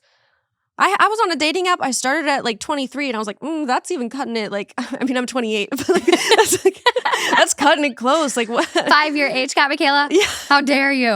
Yeah, I was like, when I see, I haven't dated anyone that much younger than me. Only dated people who are older than me. No, but so like add in the layer, right? Where this mom was 32. Yeah. High school kid. High school child. And you're a teacher. You're his teacher. Yeah. Do you not take an oath? Yeah. I will not sleep with my students. And like, to be even turned on in that environment is just like you have something morally bankrupt inside of you. It's just predatory. You're in a high school environment. Not like, okay. Why is that kid who like their parents are like trusting you, those children are trusting you, like you're in this position. Yeah. Everyone. I don't know. I mean, I'm glad that she was found out, but it wasn't because of this guy's post that she was found out. No. And I get the intention of the first one, but you should have stopped there. Yeah. You should probably have never gone there, but you definitely shouldn't have updated. Yeah. Top comment on this new update post that summarizes everything again. Right. And you decided to make yet another Reddit post about it. Insane. Let's just be clear about something, says another user. You don't have the fucking right to out people without their permission. Mm-hmm. You took away their agency. Now you continue to compound the problem by seeking even more attention. Next comment. You're the asshole. You betrayed Valerie's trust, lied, and exposed her family's secret. Own it, apologize, and don't expect forgiveness. Yeah, exactly. Yeah. It's tough. Bad news, bears. If someone went on Reddit about like an innocuous story that was someone else's asking for advice on behalf of their friend, do you think it could ever be okay? Or no, because then you would have the friend's permission if it's okay, you know? Even if it's like not as intimate as this story. Yeah. Like, otherwise, you would just talk to your friend about it and be like, I'm going to make a post on Reddit and I'm going to ask their opinions. And then they would either say that's okay or that's not okay. And a lot of people do that. Or like, I understand if it's a conflict that directly involves you, because we'll have that a lot where it's like, am I the asshole like for doing this? And it's like, well, yeah, or no. And then once the person gets a no, they'll send the post to the other people involved. Right. But it was them. It was their issue. They were hurt. They were XYZ. So it's like, it's so different. Yeah, absolutely. You're the asshole, OP. Yeah. And just because another asshole exists in this scenario doesn't mean you're like free of becoming an asshole too. Crazy. God. So crazy. Wow, that was a good one, Morgan. I hope so. Yeah, that was a good I one. hope you guys like it. Okay, our next one for you. This is coming from AITAH, 3 hours old. I haven't read it. Wow. I was looking for a fresh story for us because I was like, I've got a lot of tabs open, but like nothing's really exciting me. Mm-hmm. I think this one's going to be insane. It is titled, Am I the Asshole for point blank refusing to be my sister's surrogate because it would ruin my mommy makeover? Maybe there's a better forum for this. I don't know. I, 36 female, have had 2 kids, 8 male and 5 female, and knew after my daughter was born that I was done. I had my tubes removed, and then last year I went and had some very expensive surgery to get rid of saggy, scarred skin after years of body changes from pregnancy and breastfeeding and weight loss. I finally feel more confident in how I look again, and I have zero desire to put my body through another pregnancy. Mm-hmm. My older sister, 40 female, got married last year, but just recently found out she likely won't be able to carry a pregnancy to term due to her very short cervix. It's obviously devastating for her and her husband, who is a sound guy, and I do feel for them. But instead of looking into other options, she cornered me in our parents' house on Sunday and asked me to be her surrogate. Not if I'd consider it, but as if it was the natural solution. Before I could reply, she listed her reasons, like that I've already been pregnant twice, so clearly my parts work, and it shouldn't be a big issue for me to do it again. I tried to be nice about it and said no, that I had my tubes removed for a reason. I don't want to go through pregnancy again. I don't want to undo everything I've done to feel good in my body again. I just don't want to. Also, I'm 36 now, which isn't 40, but is quite different to being pregnant in your 20s and early 30s. She did not take it well. She was upset, saying it wasn't fair that I already got to be a mom and I should want to help her have the same happiness, even if it meant having the surgery redone in the future, and that she would do it for me in a heartbeat.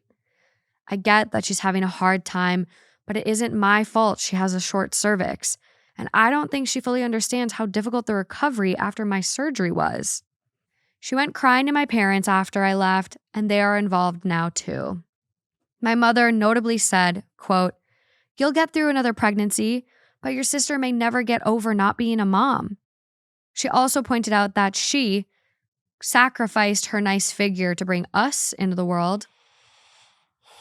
I saw red at that one and reminded her that she wouldn't even take my kids for a week or so while I was recovering last year because she said she was done playing mommy when Danny left home.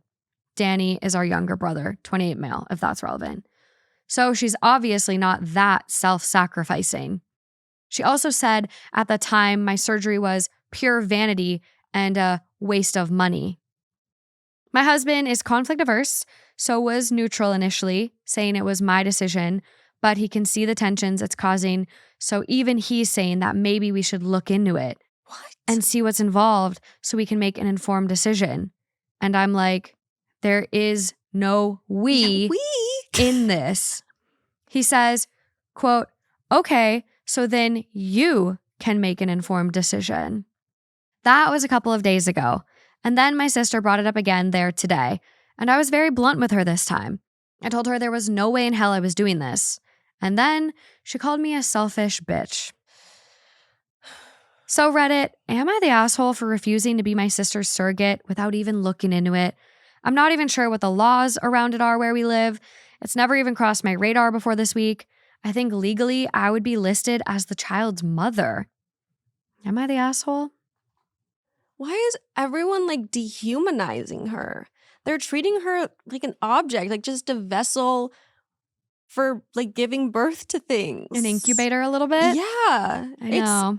Which like is already can be an issue with surrogacy, but like in this instance, it's really an issue. Like, why are the parents saying that too? And then they're also acting like the only reason she doesn't want to do it is like a vain reason. When it's like, no, actually, it's a thing I have to do to my, like, I had surgeries. Like, it's not just about my looks. Even if it was, it wouldn't matter. Like, it's still my choice. It's my body. You know, and I feel like everyone's kind of treating this as like, oh, pregnancy is a walk in the park. Yeah. No complications, no risk factors. Yeah. No potential for death or losing your teeth or breaking bones like ribs and like just because she's had 2 good pregnancies, successful pregnancies, doesn't mean this third one is going to be that. Yeah. Also, there's no mention of like maybe she had terrible morning sickness or, you know, hyperemesis gravidarum, like where she was throwing up all the time. Like we have no idea what she actually went through. And she had her tubes tied, so clearly it wasn't a great experience. She was done after her daughter. Yeah. So I just think it's crazy that they're like almost like, adding that vanity aspect to be like, oh, you're so vain. You're so vain. Yeah. Pregnancy is not a walk in the park. Even if the sister had a pregnancy herself so that she could say, I would do the same for you with like, you know, an authority on the subject, you still can't base other people's actions off of what you would do for them. And I feel like that can be the cause of a lot of conflicts of like, oh, well, if I were in this situation, I would act this way. So if they don't do it, that means they're like not as good of a person as I am, or they don't care about me as much as I care about them. That's just not how humans work. Like you can't just assume that the same things that you would do is what everyone else would do. Otherwise, they're not as good of a person as you. It's beyond strange. We do have a couple comments from OP, okay? There's one here, which I think the legality of this is really interesting to me. So OP responds to someone and she was like, I probably should have looked it up earlier, but I just looked it up now. And I think professional surrogacy is illegal here. Oh. It's a bit unclear because there was meant to be a new law, but it hasn't been enacted yet. And I was like, I didn't even think surrogacy would be illegal anywhere, but it is. It's legal in some countries and states, including Italy, France, Germany, and Nebraska. Wow. So maybe they're in Nebraska? Yeah. The UK prohibits commercial surrogacy. Spain bans all forms of surrogacy. Yeah, I mean, it's tough because surrogacy can be a beautiful thing, but sometimes I see like the way the Kardashians are using it, and I'm like, that seems... It can be really, really complex and complicated. Yeah. And I know there's some people that will like use their egg. They'll give their egg to the person they're being a surrogate for and then use their other partner's like sperm. And so it's like, there's so many different complexities of it. But it sounds like this, it would be the sister's egg, her husband's sperm. But OP also adds this, voluntary surrogacy is legal. I think it just has to be registered in advance. But no, I've just spent 20 minutes reading about it and our laws seem very backwards. So legally, I would be the child's mother and I think my husband would legally be considered the child's father, even if we used my sister's and her husband's embryo. They would also have to adopt their own biological child, which is mad when you think about it. Yeah, that's crazy. I'm just shocked that like nobody was on her side. Like even her husband was kind of like unsupportive about it. I think that concerned me the most. Yeah. Like I would want my partner to be like, they want you to, you don't want to do it? Okay, end of conversation. Right. There's no need to even go further. Like if you don't want to do it, no, we're fine. Yeah, if they simply asked, it's fine to, you know, be like, think about it or whatever. Not the husband, but like, yeah. It's just the way they went about it is the worst possible way of going about it. Like assuming she would do it. Yeah. I'm bewildered. And the comments. Do they agree with us? They do. Thank God. Top comment. Not the asshole. Your body, your choice. No is a simple answer. Yeah. Next comment down, which I love. Tell your mom that if it is so easy and simple, she can do it. Your body, your choice. She is the selfish bitch because she wants what she wants and to hell with anyone who opposes her. Which I have seen some Facebook posts of people's moms being their surrogate. Oh, wow. So I know you can do it. Are there greater risks? I would assume so, but... And then if she says no, you'd say, well, why do you care so much about like how you look? You're so vain. You're 60. It's also a year of her life. Like, no wine, no sushi, no cold meats from the deli, no roller coasters. no, all kinds of things. Yeah. It's very limiting for people. And to not even to ask, just assume. That's, yeah. Mhm. There's a comment here from someone. A colleague of my sister's was the gestational surrogate for her own grandchild. Grandma can indeed do it, even if she is postmenopausal. Okay, so, because it's different because it doesn't need to be your own eggs. So, like, I guess you could be a surrogate for longer than you could give birth to your own child. That's what I'm gathering here. Wow, I had no idea. I'm learning a lot from I know. this story. I know. I don't know. I'm like, I'd let my sister-in-law. It would be a gift if my sister-in-law would be a surrogate for me, but my brother won't let her. She gets cranky when pregnant. Yeah.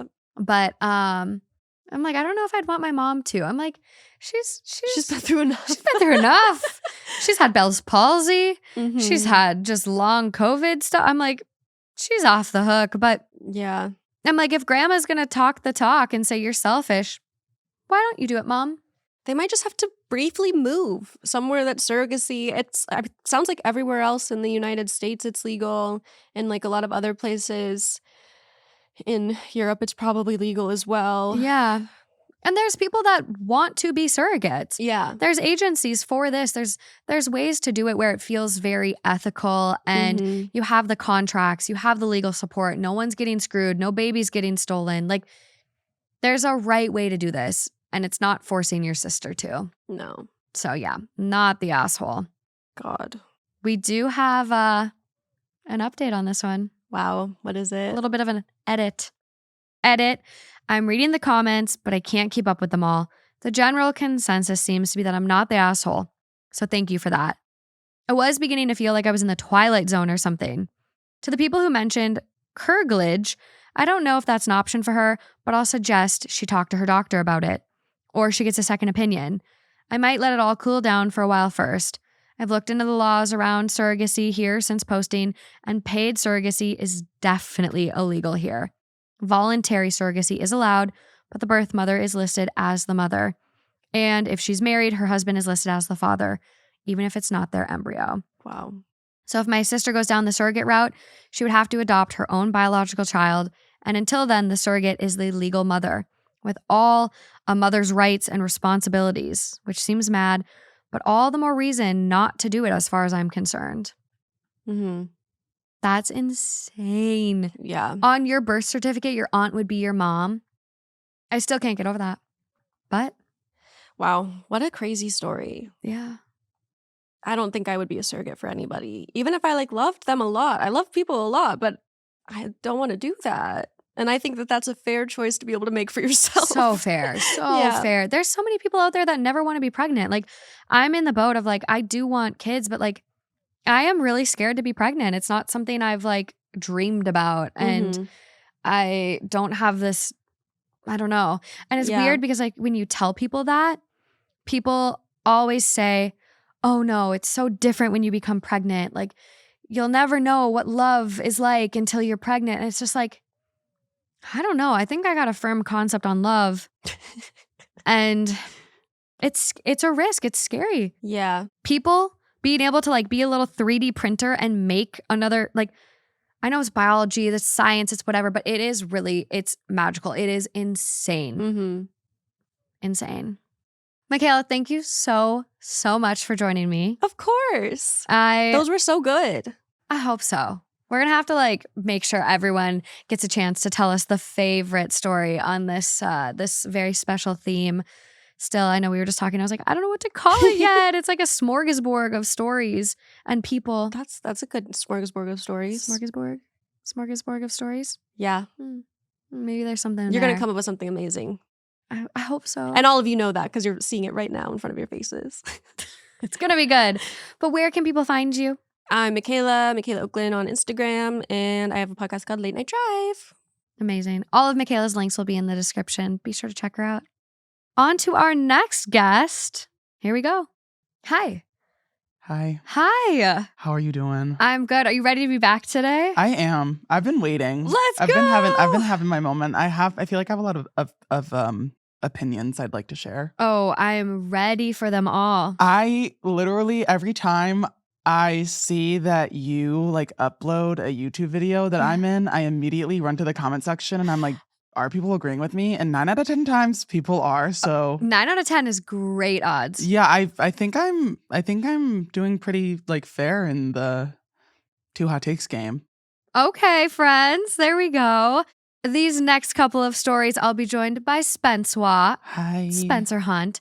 Hi, everyone. Spencer, I feel like you're just a magical person. You started in Starbucks and doing TikToks that way. Yeah. You're now getting your big break in the Hollywood lights, going in movies. TV shows. If anyone's casting, Spencer. Yes, please. Hi, right here. my name is Spencer Hunt. I have a plethora of characters I can provide. Do you want to do one quick? I'm so curious. I'm just talking out of my ass. Oh my God, I was like, wait. The Meisner method, acting method. Again, throwing out random names. You're on it. The moral of the story is Spencer is on it. Always. On it. And I have a feeling you're going to be on it for these next couple stories. I think I will be too. Okay. This first one is coming from Am I the Asshole? Only a day old. Oh, are there any like comments under it? There's a couple. Got it. The title is, Am I the Asshole for refusing to let my girlfriend bring her dead dog's ashes on vacation? On mobile, sorry for any formatting errors. My girlfriend, 29 female, and I, 28 male, have been together for 4 months. She had a dog that died a few months before we met. I've only ever spent the night at her place. I live with my sister and her 2 kids, so it's a little chaotic at my place. Girlfriend has a small 2 to 3 inch tall urn on her bedside table with the dog's ashes. Before she turns off her lamp to go to sleep, she always gives it a little tap at the top and says, "Good night," as though she is talking to the dog. I think it's weird, but I've never said anything. We were supposed to go away for the weekend.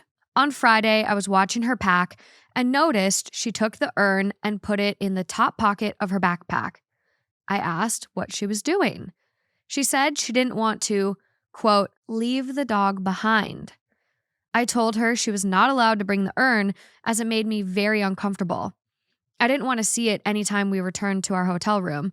I didn't want her talking to her dead dog after we've had sex, i.e., before we go to sleep. It's weird, and frankly, she's been mourning for this dog too long. She didn't argue. She simply started to unpack her bag. She told me to have fun on the weekend getaway as she would not be coming. I asked if she was seriously choosing a dog's ashes over me. She said she was choosing herself over me, as I could have spoken to her with kindness and empathy, but didn't. She also said that I didn't get to dictate how long she's allowed to grieve. Then she asked me to leave. She hasn't replied to my texts. I think she's overreacting. My sister said she can see both of our sides. Am I an asshole for thinking my girlfriend is weird for being so attached to her dead dog's ashes? I think so attached would be like if I were to carry around the urn to the store, to the bank, and bring it everywhere with me. I don't see a problem with the way people mourn over an. Has he ever had an animal before? Like, I don't think, because it takes a while, especially if that's like her first dog on her own. And also, who the hell are you? Why are you telling her whether or not she can bring the urn? First of all. Second of all, it doesn't really affect you whatsoever. Like, who the hell cares if she's saying goodnight to an urn before she goes to sleep? Like, how is that affecting you in any way, shape, or form? It kind of, to me, sounds like you're nitpicking and you're finding a problem for something that really is not a problem at all. So yeah, I do think you're the asshole. It just feels very controlling. Yeah. And I get it's kind of goofy, right? Like maybe if they're flying, like if they have a 7-hour flight and, you know, you're going through customs or like things like that, then it might be a little interesting because I know there's there's certain rules to even have ashes in an urn on airplanes. Yeah. So that might be a little more difficult, but it sounded like they were driving in a car. Yeah. And it was just for a little weekend. If I were her, I'd be scared that like if I left it in the hotel, something's going to happen to it. But she doesn't care. She's willing to take that risk. And for him to be like judging her, it's like she's been doing it at home for the past 4 months. You've been dating her. And all of a sudden a weekend away is where your foot goes like down. where you draw the line. That like, what's the difference? She's doing it. Kudos to her too for saying, or like, I guess the way she framed it when she said, I'm not going because I'm choosing me over you treating me this way. So smart. Because that's so, I think he's upset that she set a boundary. Mm-hmm. That's what it sounds like to me. She set a boundary. She said, hey, like you are not to tell me how I'm supposed to mourn. Everybody mourns differently. Maybe have a little empathy. Like that's how I feel. Like it is not hard to understand where she's coming from when you look at it from an empathetic standpoint. And I feel like her saying, hey, the way you even approach this, saying that it's weird and it makes you uncomfortable, like that's fine if it makes you uncomfortable, but don't call me weird for it, 1. And 2, maybe approach it differently. Like you're seeing I'm packing my bag. You're seeing that I already put it in there. Like why, instead of judging me, maybe try to level with me. Because it seems like he didn't really try to level with her in any way and say like, hey, do you think this, that, and the third? Or is there any compromise we can make? He literally was like, no, don't bring it. I think it's clearly a source of comfort for her. And I think there's compromises to be made if this is like a big issue for you. Like for me, when my cousin passed away, my aunt gave me some of his ashes in like a necklace. Yeah. Something like that could be really, really meaningful for her. And I think there's different like little things, or like I know some people have like put their dog's ashes into a ring and then you like pour resin over it. So it's like a thing. I don't know. I just saw a TikTok on this. Yeah. So I'm like, there's other beautiful ways, but like she doesn't have that yet. You're not offering that compromise. You're literally just judging her. And it's like, okay, we do judge our partners here and there. Like sometimes they give us the ick, whatever. But to feel judged so harshly so early on, and then like you said, like it was about the empathy. Like she stood her ground and was like, I'm not going to be talked to this way. I just think he approached this really so wrong. Even if, maybe this is a little unusual. But the approach here is he's an asshole for the approach. Yeah, I think if I were to approach it in any way, I'd probably be like, do you think it would be feasible for me to get you like even a small vial? Yeah. Like even if you got a little vial, sprinkled some of your dog's ashes in there, even I know people, you can get like a vial necklace. Yeah. Yeah. And just like, he's like, hey, I know the trip is coming this weekend. I understand that you love your dog and I'm, again, so sorry for your loss. However, do you think it would be more feasible on this trip instead of taking the entire urn if you put it in this necklace I got you? That way it comes across as like, hey, I'm giving you a gift and it's like a compromise versus a whole like in your face, don't bring it, I'm uncomfortable. Yeah. I think that's what it needs to be. We have a lot of comments from people on Reddit and OP responding to people. So there's one comment here. It did get downvoted 612 times. Oh. But someone says, you aren't the asshole. And I think it's really fucking weird to travel with ashes. Dodged a bullet, in my opinion. You could have used nicer words, though. I think that person's a fucking asshole. OP responds, I don't think I dodged a bullet. She is a wonderful woman. I just didn't want to have a reminder of a dead dog while we were supposed to have a fun and relaxing time. Okay? Yep. I think the way he responded there was reasonable. At least he's not throwing her under the bus. But he's also like kind of, I don't know, he gets downvoted a bunch for these comments, but he's kind of like trying to provide context to make what he said and did more valid, but it's not working. It doesn't stick. Yeah. So he's talking about the dog and like context of the dog. She only had the dog for a few years. This wasn't a family pet. She rescued the dog and it died a few years later. She had only known the dog for a few years. I think it was 8 or 9 when it died. It was diagnosed with cancer and died a couple of weeks later. What is wrong with you, sir? Is that supposed to make this fucking better. Better at all? You just said she had. Imagine that did nothing for me. Yeah, imagine you take care of a dog that you rescued for years. You take care of this dog, take it on as your own. Pets are like family. Like if anything were to ever happen to my cats, please, I'm not joking, put me down. Like I can't imagine. Like cat's gone, take me out. Good thing cats live a little longer than dogs. They can live like 20, 30 years. I actually recently found, well, I don't know if it's true because I'd have to see if it's fake or not, but I did see online that someone said that a doctor like created this like vaccine for cats to help them live longer. And I was like, I've been seeing something about that. But oldest cat ever recorded was named Cream Puff, lived to be 38 years and 3 days old. See, here's my thing. How many surgeries did Cream Puff have to have? Honestly, Cream Puff's looking pretty good. Like he's looking pretty. I think this is Flossie, the world's oldest cat right now. 27. Looks real. He looks really good. Chipper. Real chipper, young, healthy. Yeah. But what I was going to say, with all of his comments and kind of him implying like, oh, she rescued it, only had it for a few years, he's kind of like implying, and maybe this is just my read on it, but it feels like he's being like, oh, well, if you adopt a dog that's older, you don't have the same connection because you didn't have it as a puppy. Yeah. And it's like, you still are pouring your heart and soul into this animal. And I would say adopting older animals can be even harder because they're set in their ways. They might need more care. Like, especially if you're a rescue animal. Yeah. I feel like when you have a rescue, depending on when you get that rescue animal, like for example, I had a cat named Cedar.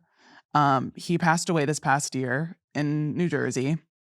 But when we first got him, was the most violent cat I think I had ever encountered in my life. Oh my God. You would walk past him, he would hiss at you. I remember one day I came home from school and I put my book bag down, and I guess when I put it down, the sound scared him, and he jumped and clawed into my back, and I screamed and twisted my back, like I twisted and turned, and he flew into our like the blinds in the window. Oh my God. But here's the thing. He immediately came up to me and started purring against my leg. He realized. I think that's when he realized, like, oh, like, first of all, this is your domain.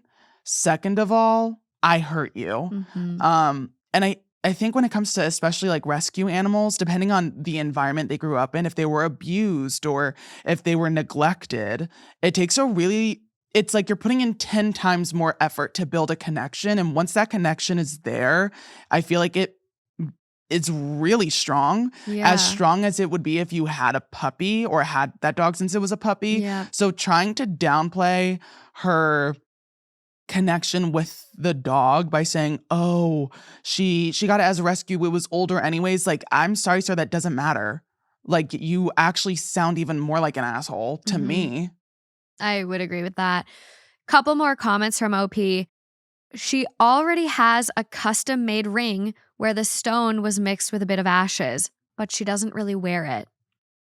And I'm curious about that. Maybe she didn't end up liking it, but if she likes like the actual ashes in the little urn, like maybe putting some of the ashes into a vial, like something like literally a mini urn necklace. Yeah, I'm like something tiny. Because when I think about it, at least.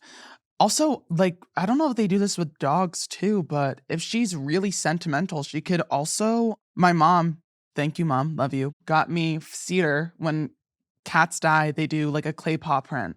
Cute. So I have his paw print in my apartment in my living room. That's and really that's like cute. my little like, oh, Cedar. Yeah. And I think even like going around like maybe even that route, if she has that. But again, maybe she doesn't like it because like the resin is covering the ashes.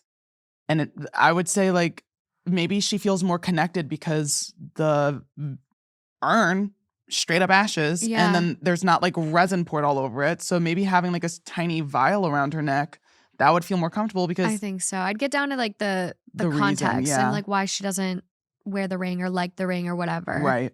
OP is fighting for... his life. Their life in the comments. Yeah, his life. Top comment on this one. She didn't argue. She simply started to unpack her bag. She told me to have fun on the weekend getaway. She would not be coming. I asked if she was seriously choosing a dog's ashes over me. They're quoting what OP said. And they go, your girlfriend, well, ex-girlfriend, likely, sounds amazing. Right. I wish she was my friend because she sounds like an awesome person to know. Sounds like you lost that privilege by being an asshole. You're the asshole. Everything she said was 1000% correct. I don't even have anything to add because she spoke for herself so clearly. The fact that you still don't get it shows you have a fundamental problem actually hearing her. Read and reread what she said until you get it. We have some edits from OP. Edit number 1. The hotel was non-refundable and only a 3-hour drive, so I went on the trip without her. Did she pay for half of that? Edit number 2. She started seeing a psychologist around the same time we started dating. She hasn't told me any specifics, but she said the trauma of suddenly losing her dog brought to the surface other trauma from her past. This is why I think she's been mourning for too long. She is still attached to the dog, even after seeing a professional on a regular basis for several months. Okay, so like now you're just airing her out. Also, like a couple months? Okay, what if this dog literally saved her from like a really traumatic Experience. bad home life, partner, whatever, like insert XYZ. Like that was her best friend. And it wasn't like this dog was like 16 and you knew it was coming. It was 8 or 9 and had been diagnosed with cancer and then dropped dead a couple weeks later. Like this is shocking. This isn't something she got to prepare for. Right. It was cut short. Mm-hmm. Update. God. This man needs to learn how to stop talking and to just listen. And I'm sure this will make a lot of you happy. Got it. I get it. I'm an asshole. Yay! Thank you. You did so good. You did so good. I texted my girlfriend to say I'm sorry for how I spoke to her and for dismissing her feelings. It was wrong. I also said I would like to apologize in person and offer to bring her over her favorite takeout. She said, quote, all good. Don't worry about an in-person apology. I gathered the things you've left at my house. Let me know when you would like to come pick them up. I'm hoping she will still hear me out when I go to her place. Good for her. A queen. I love her. She set her boundary very clearly. Mm-hmm. And you know what? And I think that that's something everybody can learn from. Like, you need to set up boundaries, and when people break them, you really need to put your foot down. And the fact, again, I think what really like hammered that nail into the coffin, she knows he went. Like, she knows he went on this trip without her, for sure. That was the line in the sand. Yeah. Like, so not only did you insult me by saying that me having my dog's ashes and being attached to those ashes is weird, but then you went on the trip. Also, it took you going on a trip and going on a Reddit thread to figure out what you did was wrong.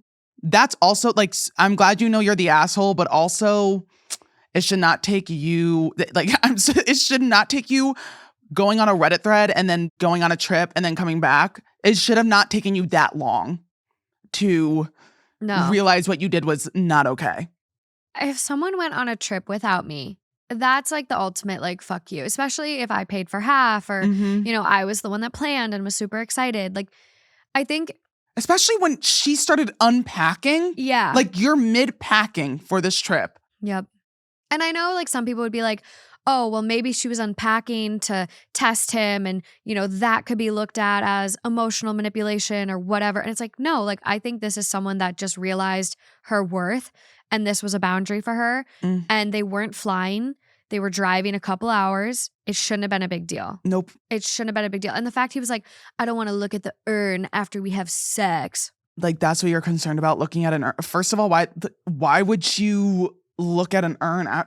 First of all, I don't know, put a tissue over it if you don't want to look at it. If you don't want to look at it, one, no offense, don't look at it.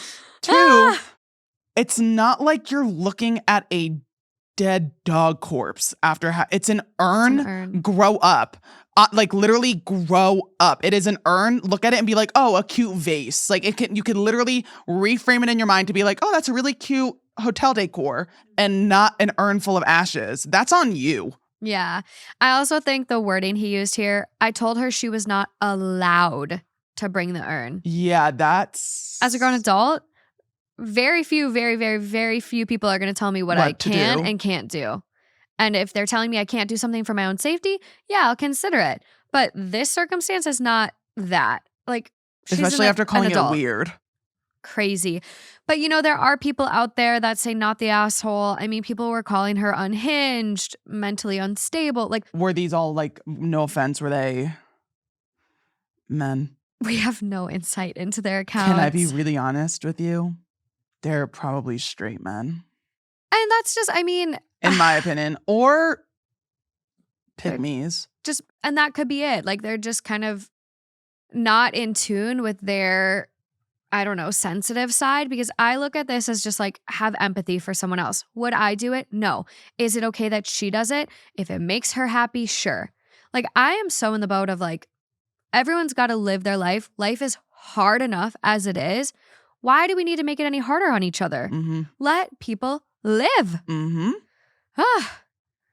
Moving along. If that's the first one, babe, I can't. I know. I'm just going to peek at his most recent comments just to see if he did get his stuff and that she still broke up with him. There's a comment from a minute ago. Oh. Just still fighting for his life. He goes, maybe she just needs some time to calm down. Who the hell said that? OP. He's just still not getting it. After reflecting, I see there was no nuance. I belittled her grief and told her I think her coping habits are weird. This is a good lesson for him to learn. But, a lesson he hopefully will learn from. I think it's done. Yeah, period. Good for you, girl. Good for you. This next one, very peculiar. Okay. Very peculiar. It is coming from Am I the Asshole? Titled, Am I the Asshole for refusing a donut that my boyfriend licked? Oh, okay. My boyfriend and I are having a small staycation at a hotel for his birthday. We got some Chinese food delivered and I ordered the donuts, basically deep fried biscuit dough rolled in white sugar. When the food arrived, I joked about inhaling the donuts, so he made a whole show of stealing one from me and licking off all of the sugar. I'm laughing up a storm when he hands it back to me, and then I get confused. He said he didn't actually want to eat it, so he was giving it back to me to eat later. I laughed and said, ew, no way. I'm eating the new ones. This made him quiet. We spent a couple of minutes eating in silence before I spoke up and tried to clarify that I would just prefer to eat a new donut with sugar and that it isn't sticky with his saliva. He said that we have swapped all kinds of saliva, and it hurts that I'm acting as if he is too disgusting to share food with. That's not... Okay, keep going. I took the donut and put it back in the box, but it's pretty much too late. The night has most likely been ruined, and he's still quiet hours later, and nothing I'm saying or doing is helping lift his mood. Am I the asshole for not taking back the donut? No, but your boyfriend's a bitch. Your boyfriend's a little bitch. That's what I will say. That's what your boyfriend sounds like. I'm sorry, he licked your donut. It's covered in sugar. After you lick a donut covered in sugar, it's going to be sticky. He licked the entire thing, handed it to you. It's not like he did like a little dab on his tongue. He licked all the sugar off the donut and then handed it back to you and said, here you go. Bitch, I'd say no too. I think that's nasty. And yeah, making out you're swapping saliva, but I'm not about to eat something that you just tore up with your tongue. Weirdo. Weirdo. Tore up with your tongue. That made me mad. He's a little bitch. And the fact that he's like being all quiet and not talking to you and, I can't believe you wouldn't eat a donut that I just literally licked with my entire nasty tongue. Tell him to go fuck himself. I just wonder, what did he want from this? Was his pouting and this, what feels to me like a manipulative reaction? Because this is not something that needed to ruin the night. It's also not something that had to happen. No. You chose, just like he chose to lick the entire donut that you were about to consume, you chose not to eat it. I don't see anything wrong with that. No, and I get it. It was funny in the moment, super cute. He did it for the plot, whatever. But it's okay if no one eats it. It's one little donut. Am I annoyed that he's not going to eat it? Yeah, because it's a donut. It sounds amazing. Delicious. But it's you can't expect to spit all over something or when you're having a drink and you Yeah. can just see the backwash floating around. And it's Yeah. like, here's the last sip for you. And it's like, gee, thanks. I wanted to gulp down your spit. Yeah. I also had this image of like, they did it in, I think, the movie The Sandlot. And I'm so sorry, this might gross some of you out. But you know, when you like, as a kid, would get pinned down and someone would like drop spit over you and then suck it back up? Okay. That is like what this feels like to me. Yeah. It's just like, I don't want to just eat your saliva. Making out is so different, but like to eat your saliva. The only thing you should be licking and eating is this cooter, mama. The only thing you should be licking and eating is this box. The only thing you should be licking and eating is this tight little poom poon I got down here. So, sorry I don't want to eat your nasty donut. The only donut you need to be eating is the donut I got down here, babe. And you know what I'm talking about. You know what I'm talking about. You can eat that donut. Yeah, I have no problem with you licking up that box of donuts, that nice, clean, tight box of donuts. Anything else? You're going to hand me an actual donut that you just licked up, slathered all over? Please get a grip. No, and it's one thing to have this all happen, lick the donut, whatever. It's the reaction I have a big problem with. Yeah. And it's giving a lot of red flags. Like, I think there's a bit more to unpack there. Yeah, babe. I think you're, again, dating a bitch. Sorry. Top comment on this one. Okay, your title said he licked it, which I thought would be okay. Then your explanation is that he licked all of the sugar off it. That is totally not the same thing. Mm-hmm. Ew, I'm not eating that. Same. The best donuts are fresh and covered in cinnamon sugar. And after it's been in someone's mouth that much, it's no longer fresh. It's not about the saliva. It's about the donut. Next comment down. Come on. It's about the spit too. I love my partner and kissing is totally different, but I'm not drinking a shot of his spit for fun. Same goes for other bodily fluids. Context matters. Mm-hmm. That right there. That right there. Context matters. Thank you. Not the asshole, says the next one. I wouldn't want to eat it either. It doesn't matter how much saliva you've already shared. To me, it's like he's expecting you to eat something he's already eaten. It's weird to me. This made him upset to the point he ruined the evening. Yeah. By the way, you did not ruin anything, ma'am. He ruined it. Like, he really ruined the evening. He, again, is a little bitch. Mm-hmm. Yeah. I think there's another really long comment here that's like, it's honestly like 6 paragraphs, so I'm not going to read the full thing. But essentially, like, this person is just being like, you didn't ruin anything. He deliberately spoiled something that you'd literally just told him you were looking forward to enjoying. Rude and unhygienic. And then they have points like 1 through 5. 1, ruined the donut itself. 2, wasted a food item that, again, you specifically told him you were looking forward to. 3, tried to confuse you with ridiculous false equivalents about bodily fluids in other contexts. 4, pouted disproportionately with a level of exaggeration that screams bad faith and manipulation and has the desired result of you second-guessing your correct and normal reaction, which again, that just like glaring red flags, testing boundaries, emotional manipulation, trying to like almost, I don't know if it's gaslighting, but like purposefully make you feel bad and doubt yourself and your gut. It's just bad. It's giving like he's gaslighting you. Yeah, he's making you feel bad for something that's normal. Yeah. And 5, kept up the act for long enough to ruin his own damn birthday celebration. It was his birthday? Mm-hmm. Oh, I didn't really give a shit about that.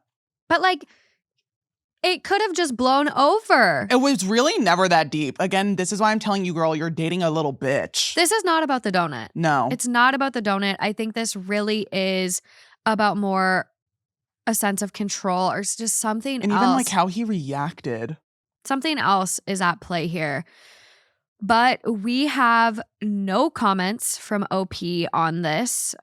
Very active Reddit account, still posting after this has been posted. So maybe we'll get an update eventually, but definitely giving real. I mean, OP was posting in r/baking, looking for recipes that take up a lot of active time. Feeling really low, and I usually like to bake for myself to keep myself busy, but I'm in need of ideas. So very real account, and I'm hoping we'll get an update eventually. Babe, I think you, unlike the last Am I the Asshole I think you dodged a bullet. I think you 100% dodged a bullet. I think so. I don't think they broke up though. Who? I don't think they're breaking up. I think there's more info needed. Girl, stand up. I don't. Get your belly off the floor and stand up now. I really hope we get an update. I really hope you guys break up. Why are you dating a bitch? Sorry, I can't get over it. Take a shot every time Spencer says bitch. Take a shot every time Spencer calls his random man bitch. You're drunk. Don't do that at home. Yeah, you'd actually get Don't do probably that at obliterated. I just start saying bitch, bitch, bitch, bitch, bitch. Everyone's throwing back shots now, huh? Oh my gosh. Well, thank you so much for coming on, OMG. helping me introduce the world, hopefully, to Two Hot Takes. Guys, you are going to love Two Hot Takes because I love Two Hot Takes. And if I love it, you got to love it because I'm objectively... Actually, yeah, I'm objectively correct. Yeah, I feel like you've got a good pulse on the beat. Yeah, I do. I really do. I have a really good pulse. What's that saying? You got your ears to the ground. You're with it. Yeah. Is it pulse on the beat? You got a good pulse on the beat? I have That no sounds idea. wrong. I'm with the shits. Okay. I'm with the shits, and yeah. Where can people find you? Oh, find me Spencewa. That's SPENCEWUAH. Everywhere.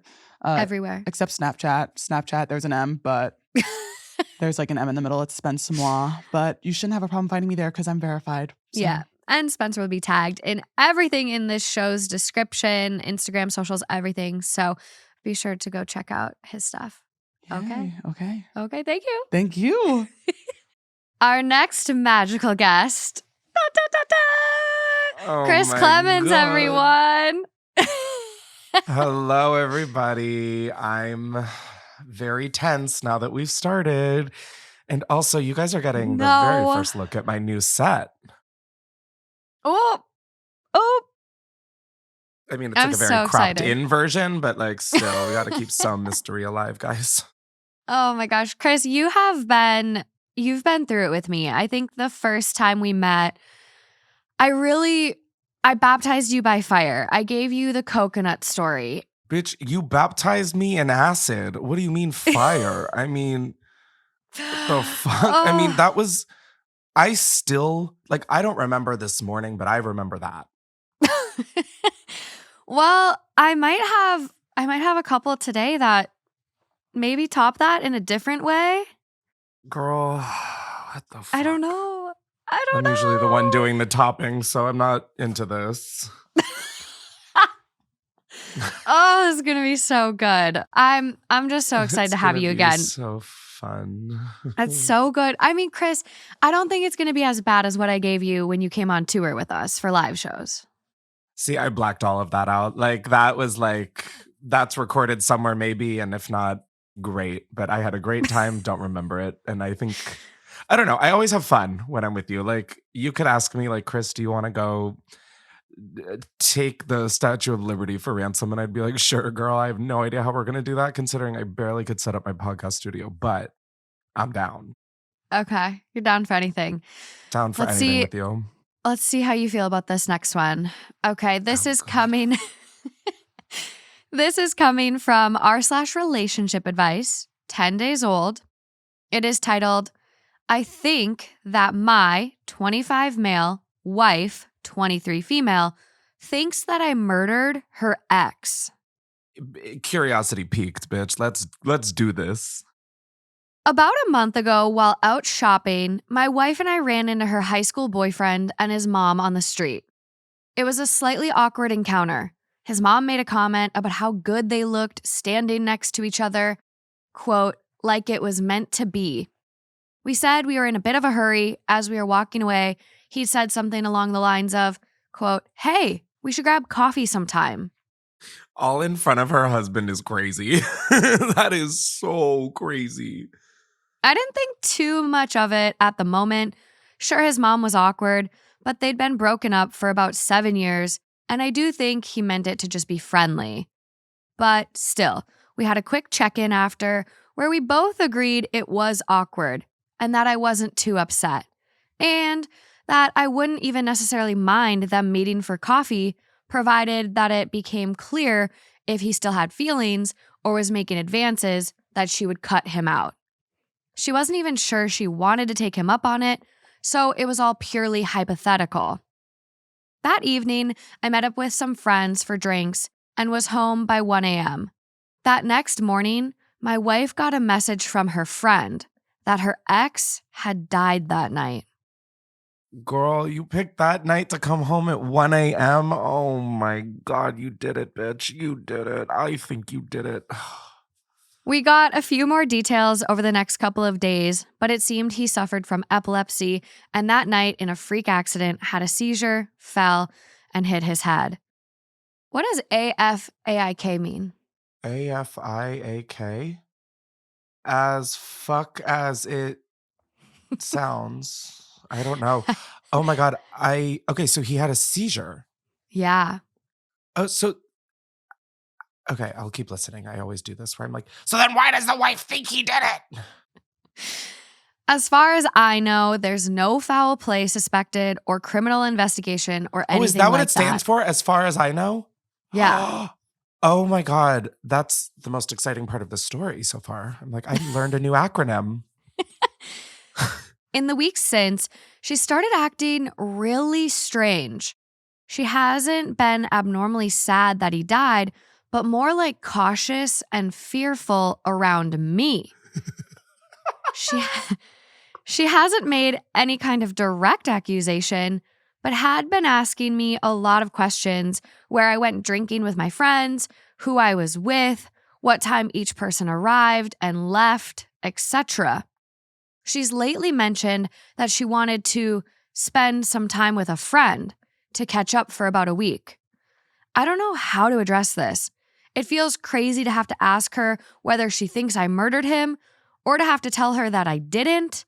I'm even afraid to bring it up and whether that would just feed into whatever she seems to be going through. Any thoughts on how to deal with this? For the record, I didn't murder her ex. I mean, I think that's where you're like, hey, babe, you've been fucking weird this week since that happened. Do you think I killed him? Because that's the vibe I'm starting to catch. I mean, can you imagine? You love someone, you trust them enough to marry them, and then like crazy, tragedy happens, but you think your partner did it? What? Like why, if you love why would you think that your partner would kill your high school boyfriend over saying like, we should get coffee? I mean, I feel like if that's how like insane your partner is, that like you think they're capable of that, there would have been other signs that would make you feel like, hey, red flag. Yeah, you would think. Like if he's killed like a frog and then like played around with it, like, Jeffrey Dahmer style, I would be like, okay, yeah, I don't think he's off the suspect list. But like, if he's just been kicking it this whole time and like he was talking like, yeah, I mean, I don't care if you go and get coffee. Like, no, I don't think I think you just say like, hey girl, what's going on? He seemed like very chill about their encounter, even with how weird it was. I mean, the mom being like, you two look like you're meant to be. You look so great. No, the mom toddler and tearing them is like crazy. I would have been like, okay, let me just see myself out. Okay, I'll go fuck myself. Thanks. Like, what? My question is she acting weird because she saw him again? And now that he's dead, she's realizing that maybe she had feelings for him? Listen, the brain is on today. Inspector Chris is in the office. He needs to talk to her. I mean, come on. Just every guy in these Reddit things are like, I don't know, like, should I talk to her? And I'm like, hey, men, this is what we've been saying pretty much the whole fucking time. Communicate. Communicate. You feel? Like, what the fuck? Communicate. Which is what the top comment says. You don't need to ask her that. You need to ask her why her demeanor towards you has changed. All caps, communicate. God, men are so fucking stupid.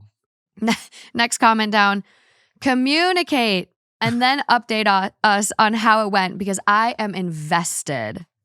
Yeah, I'm hoping that there's an update. Well, we have a little bit of an Edit.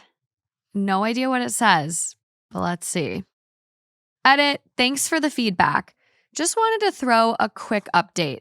I am going to ask her when I get home from work. I always knew it needed to be a conversation, just needed to hype myself up to actually do it and figure out how I wanted to approach it. We'll let you know how it goes. There's an update, right? That was 10 days ago. Oh my God, what if the girl killed him? Maybe oh my God. Wait, no, okay, sorry. I'm getting very ahead of myself. I'm like creating like the next big Paramount picture. There is no official update on the account. What a blue ball. What the fuck? Nothing. Just a couple comments about like how they got together. We got together in university 4 years ago, and our first wedding anniversary is coming up in about 3 months. They haven't even had their, oh my God. It's like their first year anniversary and there's a murder suspect in it. I'm crying. OP also says here, I definitely don't feel very secure in my relationship at the moment. Physically safe, sure. And for the record, I'm quite confident I didn't murder anybody. I was where I said I was, and I'm like 99% sure the bar I was at has security cameras. I don't think I'm going to end up on a true crime documentary anytime soon. But divorced? Possibly. And he has the nerve to comment that but not give us an update? You know what, sir? I take back my advice. Go fuck yourself. You can go figure out how to handle this situation on your own. What's the point of coming on Beyonce's internet if you're not going to give us the fucking update? It's been 10 days. If you haven't communicated once in those 10 days, yeah, maybe you should just get a divorce. I hate him. You tell him. You tell him, Chris. I did. Well, I was going to go a different direction for you on the second one, okay? But you said you wanted an update, right? Shut up. You blue-balled me. Oh my God, you're the murderer in the library with the chandelier. Oh my God. No, sir. I just have another story for you today. And this one is insane. Oh, so this is totally unrelated. Unrelated. Next story. Okay. I thought there was like an update and I was like, there was one. Okay, anyways. No. Let's hear. No. Oh God. Is this one crazy? You be the judge. Oh, you be the judge. Fuck. That means yeah. So this is coming from r/true off my chest.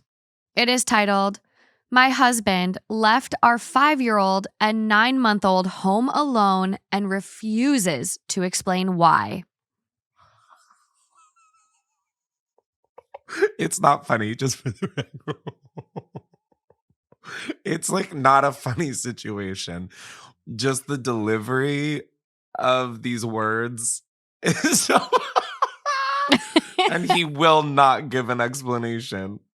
Okay. Like, sir, where did you go? Fully sat, seated, and kaput. My husband is 43 and I'm 31. We've been married for 7 years and have a 5-year-old and a 9-month-old baby. My husband left our children alone and he refuses to admit it or tell me where he was. I'm furious, enraged, and my husband keeps telling me I'm making a big deal about nothing. This just happened this weekend. I'm on the board of directors for a local nonprofit organization. I had to attend an event for that organization this past Saturday, and I was gone for most of the day. My husband was supposed to be home with our kids. I texted him a few times, and he responded. When I called around midday, he didn't respond, and that's not very unusual. Shortly after that, I got a call from my mom. She said my son had just called her. And when she asked him what he and his sister were doing, he said they were both watching TV. When she asked where their dad was, he said his dad wasn't there. My mom asked him several other questions, and from my son's response, she believed he was telling the truth and that my husband wasn't there and that there was no adult there at all. She said he didn't seem to be scared, alone, or worried about where his dad was at. He just called her to chat. He has a tablet designed for children. Fuck. Oh my God, that's so cute. Oh my God. He has a tablet designed for children with pre-programmed contacts that he can call. It's only a few people, just family members. I left the event immediately and began texting and calling my husband repeatedly. He didn't respond to my first several attempts. It took him about 10 minutes. I was halfway home at that point to respond. I was so confused, so worried, really mad, and I asked him where he was. He said he was at home. I told him our son had just told his grandmother that he was home alone with his baby sister watching TV about 15 minutes ago. Oh, my husband denied it. You got got. My husband denied it, and I told him I was too upset to talk and drive. When I got home, I checked on the kids right away, and they were both fine. I asked my husband again, where was he? He said he was home the entire time. He doesn't know what our son was talking about, but he must have been just confused since he had gone to the basement to do some laundry. I ran down to the basement. It was the same load of laundry I'd thrown in the dryer the night before. He didn't do any laundry when I was gone. This is so gaggy. This man just keeps digging his hole deeper and deeper. I asked my husband why my son would be confused about whether his dad was home or not. Where in our home would he have gone, and for how long for our son to think his dad wasn't home? That doesn't make sense with a 5-year-old and a 9-month-old baby. You wouldn't leave them unattended that long. Why was he nowhere to be found when my mom asked my son to go check certain areas of the house? Oh my God. Oh my God. If there is not an update for this, I just remembered the podcast I'm on. This is about to get crazy, I feel. You just did an eyebrow raise. Oh, buckle up, bitch. I've begged my husband to just admit it, stop treating me like an idiot, and to stop accusing our son of lying. Just tell me the truth, because being lied to right to my face is so incredibly maddening. He insists he was home, but he can't come up with any believable story of where he was at or what he was doing during that time. The way he answers me when I ask him about it and demand truthful answers is so dismissive. When I tell him, quote, "You left our children alone," he quickly says, "No, I didn't. So anyways." He says I'm overreacting and letting our son's imagination drive me crazy. I am convinced he was gone.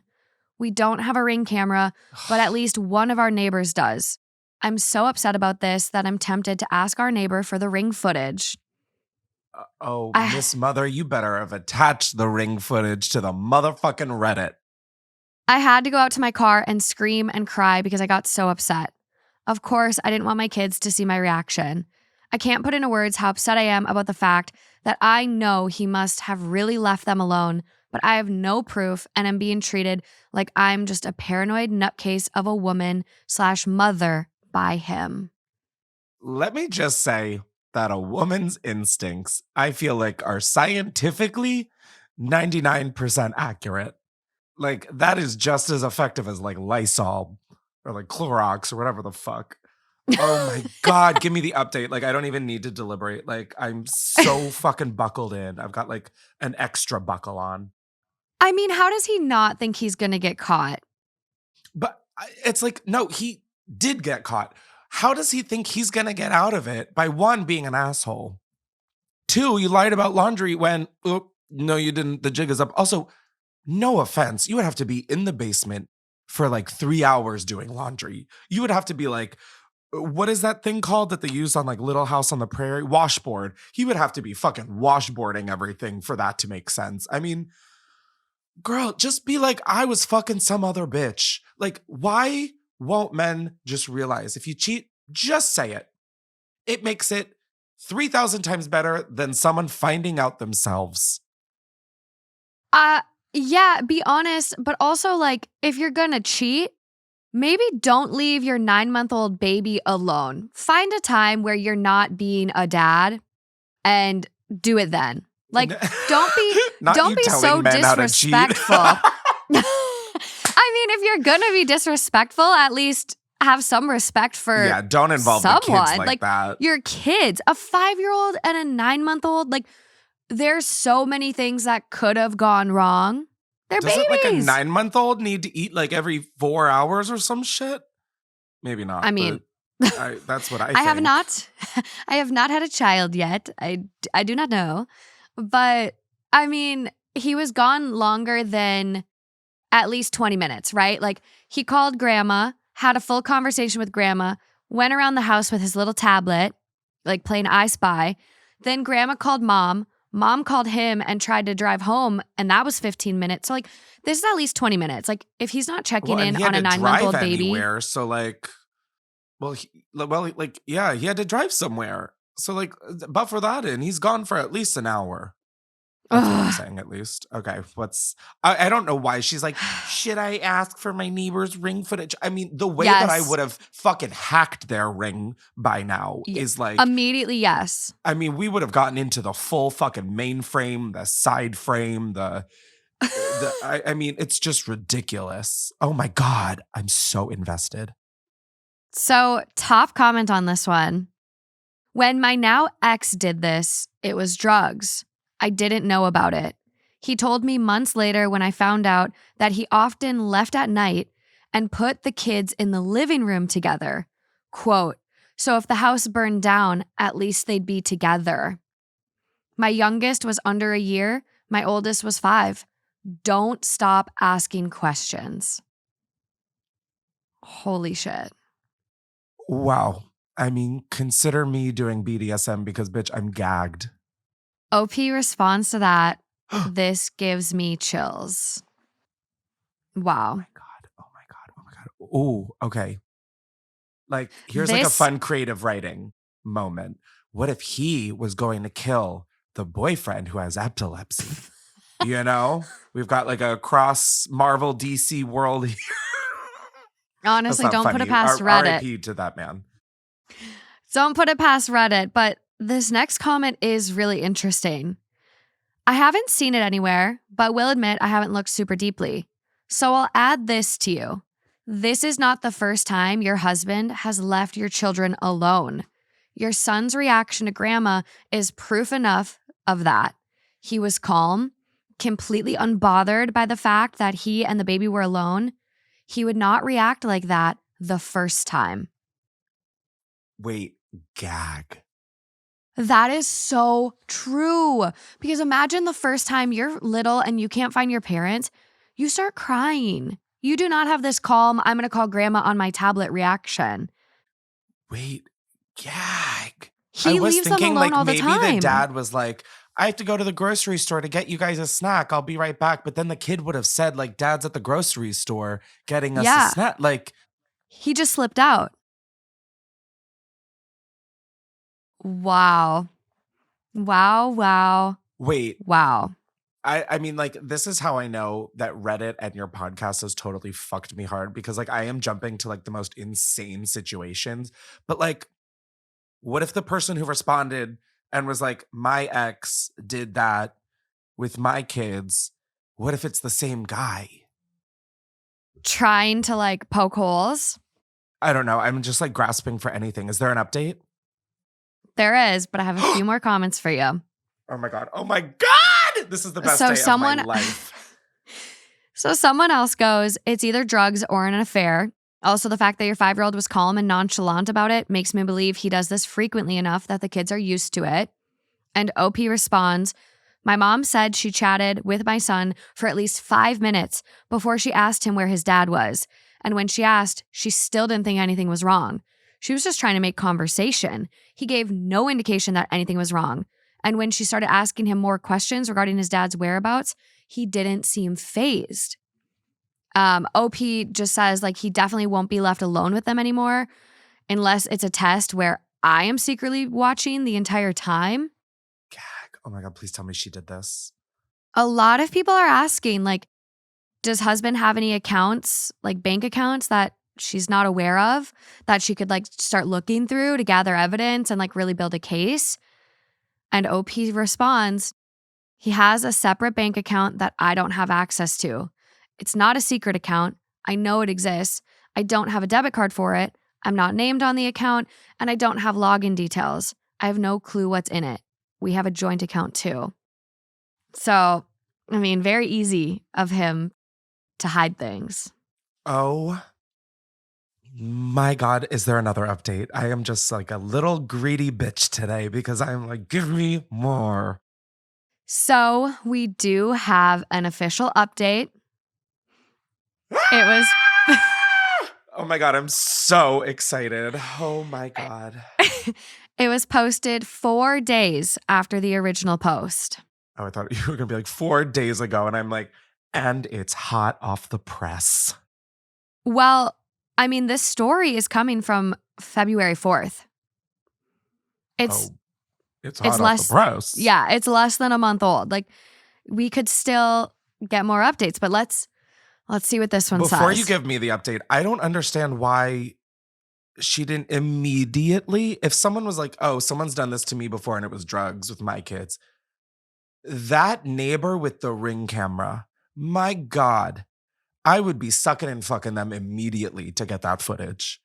Oh, you know the neighbors are going to get a kick out of it too. Everyone loves a little neighborly drama. Yeah, are you kidding? Oh my God, she can be an informant to the neighbors, just give the footage over. Gag. Anyways. So, for the update. Last weekend, my husband left our 5-year-old and 9-month-old home alone while I was gone and then refused to admit it or provide a plausible explanation. Since then, we've had many arguments about it.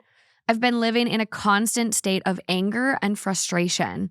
I didn't want to fight about it anymore, but I couldn't help it and I kept bringing it up again and again.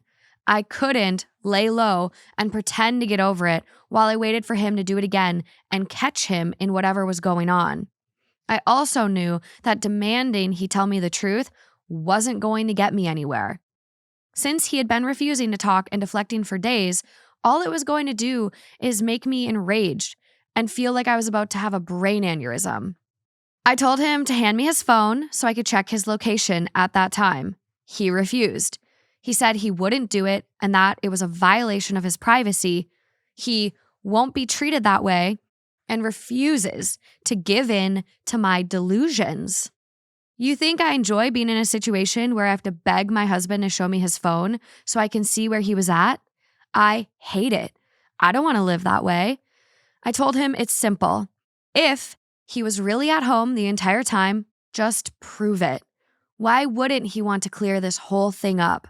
That's the gag. If you're home, it's like, here, bitch, here's a location. Enjoy.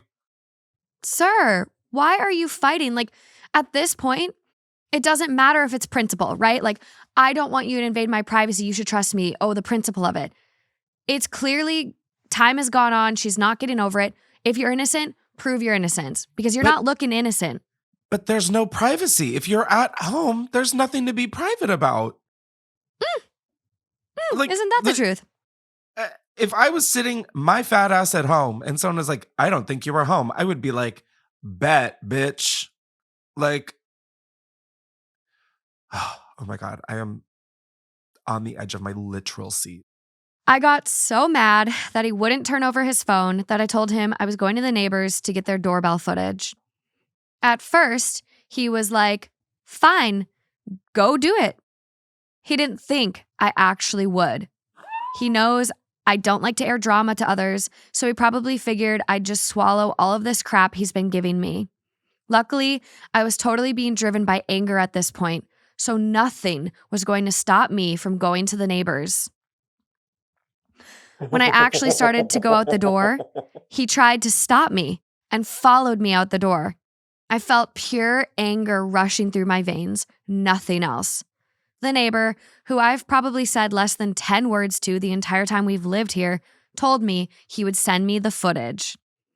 I went home, told my husband that the neighbor didn't have the footage from that day anymore, and told him I just needed to go to the store and cool off. So I put the kids in the car and went and parked somewhere while I waited for the neighbor to send me the footage. I have the neighbor's number now too, and he told me if I need any more footage, he will be happy to give it to me. So for the video. Oh The my video- God, let's go. This is like the fucking Super Bowl. Oh my God, is this how straight men feel when it's happening? Oh my God. The video shows a blue car that I don't recognize show up and park in our driveway. A blonde woman gets out of the car and goes towards my house. She walks on the outside of our garage towards the gate leading to our backyard. The gate is too far back and out of the way to be seen by the doorbell footage. She and her car were there for 23 minutes. Imagine that. The car leaves right around the time that my husband called me to say he was home and had been home the entire time, as I was rushing home in a panic and calling him on repeat. One of two possibilities as to where they went. She either came in through the side door of the house, which does provide direct access to the basement, or, and what I think is more likely, is that they were in the back most area of our yard, which is a gated pool area. Immediately behind our house is a grass lawn. Then you step down a few steps and we have a patio. And then there is a fully gated area where the pool is. It's not like you think of when you picture a gated pool. It's a full 6-foot wood fence all the way around, plus even taller landscaping for added privacy. You can't see into the area at all unless you're inside. I think it's more than likely that they were back in there because my son said his dad's keys were gone, and we keep that gate locked with a key. The pool is closed for winter, but there's one small building back there, sort of like a shed that we converted into a changing area, and there is a covered patio with furniture. I am fully convinced that's where they were. So technically he was home, but in an area totally removed from the house and where he couldn't see or hear the kids if something happened. I asked him how he could explain this. What were they doing? I obviously don't need him to tell me what they were doing, but for some reason, I still had hope that he'd finally be honest. He wasn't contrite. He showed no remorse. He was just like, yeah, she was here, but I obviously never left. Okay. Babe, Who that's when is you get she? the cleaver out of the kitchen and we're having steak tonight. Who is she? How long has this been going on? And if he's going to be such a disgusting, despicable excuse of a man, then why couldn't he at least have found any other time and any other lie or excuse other than when he was home alone with our kids? I told him I know this has happened before, and I demanded to know how many times he's done this when he's been home alone with the kids. He swears this is the only time, but he still doesn't have the balls to confess what they were doing. I don't believe him that this was the only time, FYI. Oh my God, thank God. I still have so many questions, and I still feel like my heart is beating 200 times a minute. My blood pressure is through the roof. I've cried a lot, sobbed, begged for somebody to help me, yelled, screamed, ordered a bunch of books about divorce and custody. And you know what? The next day, after our multiple explosive fights, him putting hands on me and me seeing the evidence, he acted like everything was totally normal and like none of the stuff ever happened. Done. Girl, Immediately what? Done. I woke up seething, exhausted, broken, and he's acting like everything is totally normal. He said he was ordering breakfast to be delivered from our favorite breakfast place.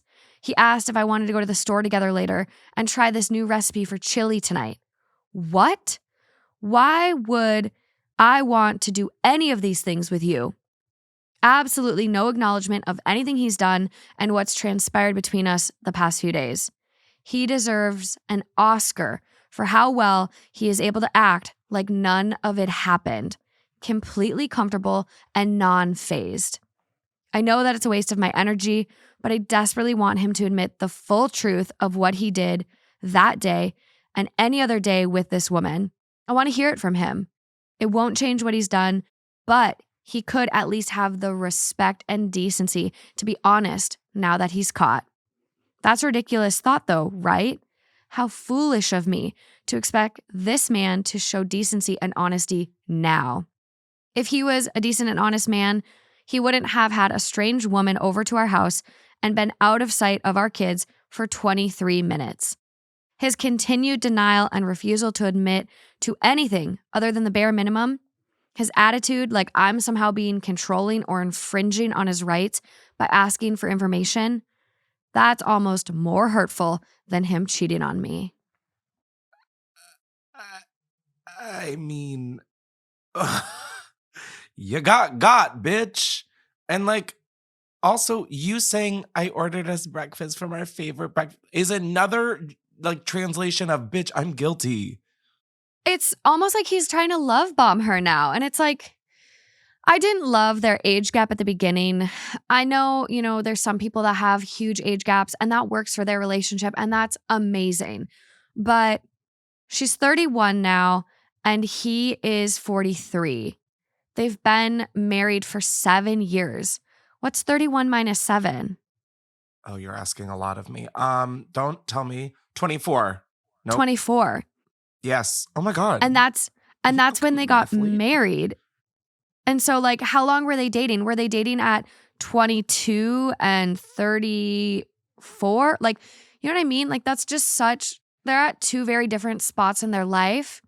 And so I think all of his behavior now is like giving red flags. It's giving very controlling. It's giving abusive. It's not a healthy like relationship. You just had a baby and I'm not the center of attention and it doesn't look like it used to down there.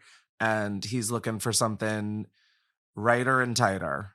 Like that's all I'm getting. But what I immediately went to hearing that update, I'm like, bitch, let's zoom in on that video. Let's get the license plate. Also, let's take a little trip to the little changing shed and see if there's any little condoms. Ooh. Like, let's check the trash can. I mean, like, we're like, God bless this person. And I'm so sorry it happened to them. If you are listening, oh my God, if you're listening, I'm so sorry. But like, oh my God, you are so naive. Like, check. I mean, bitch, I would be walking around with a magnifying glass in the backyard. I mean, you kind of unfortunately have to. Like, I know there's a lot of times where you don't need closure, but this feels like one of those times like you just need like the evidence to not feel so crazy, especially with the way he's gaslighting, where he's confronted with this video evidence of another woman coming into their home and he goes, yeah, she was here, but I didn't leave. It's like, okay, well now that's not the point. That was crazy. That was crazy to be like, yeah, there is another woman coming in the side of our home, but I didn't fucking lie.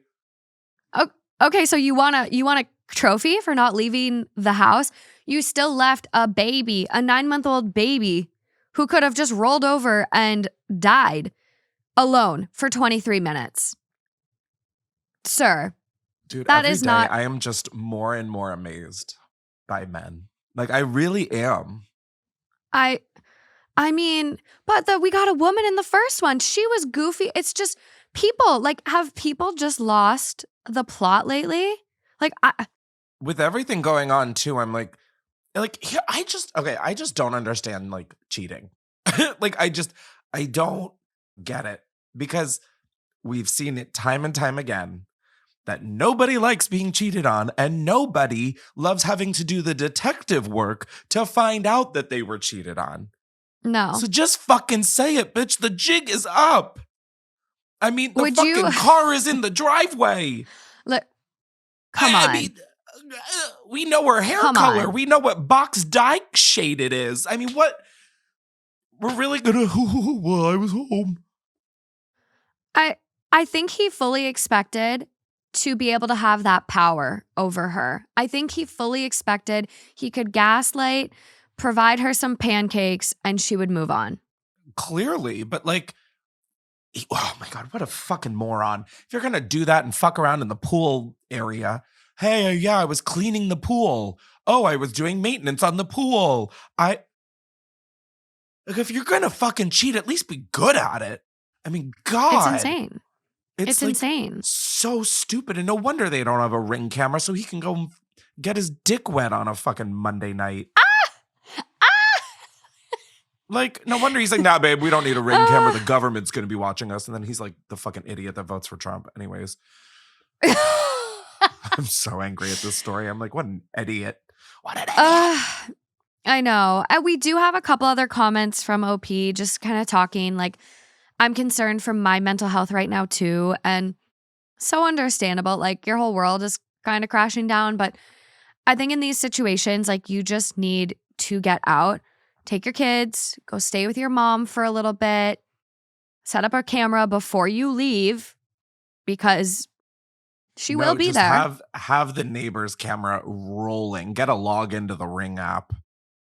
I mean, she will come back, but I mean, commenting about like how I'm not sure what the current footage I have will really prove as far as the court is concerned, because like it doesn't show them cheating. It just shows her coming in. So I definitely think she needs to set up cameras. I have like a better idea. That's like so like Carmen Sandiego of me. Okay. I think she should put like an ink or something on the padlock that locks the pool that's like you just cannot wash off. You know how like you get like a Sharpie on your finger and it's like there for a couple of days? Like yeah. Oh my God. A stamp at one of the clubs. Those things are on your hand for fucking ever. Yeah. Like she needs something that's like, she should make the ink red so he can be caught. Red hand. Oh my God, gag. I've like written the whole movie. Chills. Okay. Yes. Sorry. She needs I become a lunatic on this him. podcast. Like I fully become like a tinfoil flat earther. I'm like, here we go. Oh my God, a tin hat wearing guy. I mean, she needs to do something, right? Like, I think at this point, a divorce is not only inevitable, but absolutely necessary. Bare minimum. She does bare minimum. And she does like clarify, like he grabbed my arm to stop me from going to the neighbors. He didn't hit me. But regardless, he put his hands on you. He was trying to obstruct you from getting this evidence because he knew he was guilty. And at that point, as you've said, the jig is up. You could have came clean then. You didn't have to try to stop her from getting out of the house. That's just being a psychopath.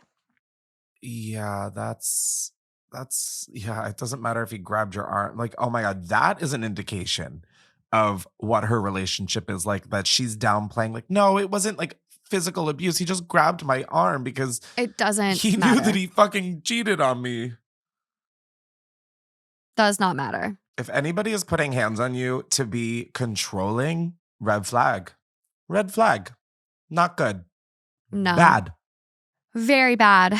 And last comment we have from OP is 23 days ago. We have no other updates, no other comments. So I'm hoping OP is out there, hears this, knows that it's okay to leave, it's okay to get out. Like, look after yourself, your safety, your kids. You got to go. I hope OP is alive. I think she's okay. Not to be grim, but this husband is shifty. He's pushing 50 and he is shifty. It's very concerning because like even when, and I'd love for like maybe a therapist to chime in on that. Like, hey, what's going on in his brain where you are very clearly caught, evidence presented before you, and you still are like doubling down that nothing's going on, nothing's happening. You're still gaslighting. Like, what is that? Like, what is that? What screw in the brain is loose on that one? I don't even think the screw is loose. I think someone at the factory forgot to put it in. It's something. Whew. Okay, how you feeling? I feel great. There was no coconuts involved. So I am just like thriving. I feel like I watched like a back-to-back action movie. Wow. Man. That was absurd. I was like absurd. I was like expecting to be put through the ringer in like the coconut story kind of way. This was enthralling. You know, I do have one that people have been tagging me in that is pretty nausea-inducing, but I figured I'd ease into it. I didn't want to scare any newcomers that might be discovering us this week, and I we'll get back. We'll get there. You're just going to save it for when we're on tour or when I'm there in person. Great. Can't when we're wait. In person. I want to feel your scream just send shockwaves through the studio.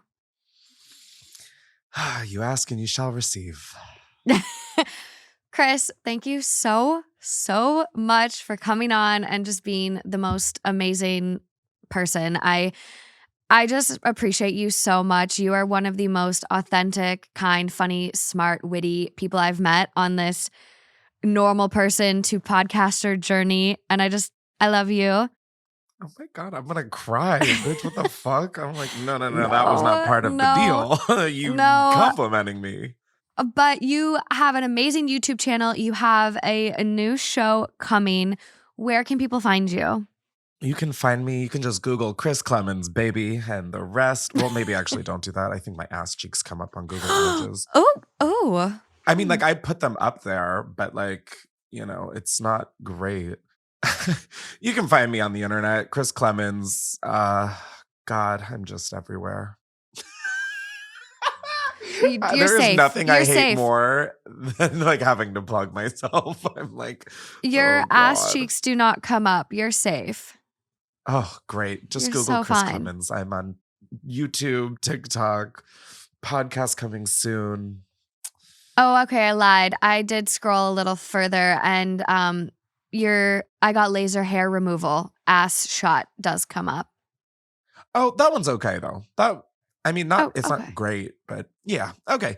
Thank you so much for having me. I literally love coming on this podcast. This feels like my home away from home. And I just now I'm going to jerk you off a little. Like you two are the most like genuine, kind, caring, like every positive adjective I could think of. You are that. Like you really do just care about the people around you and making everyone feel good and seen. And you are just, that brain of yours is so goddamn big. So I love you. I love you. I love you that you're in the family. But thank you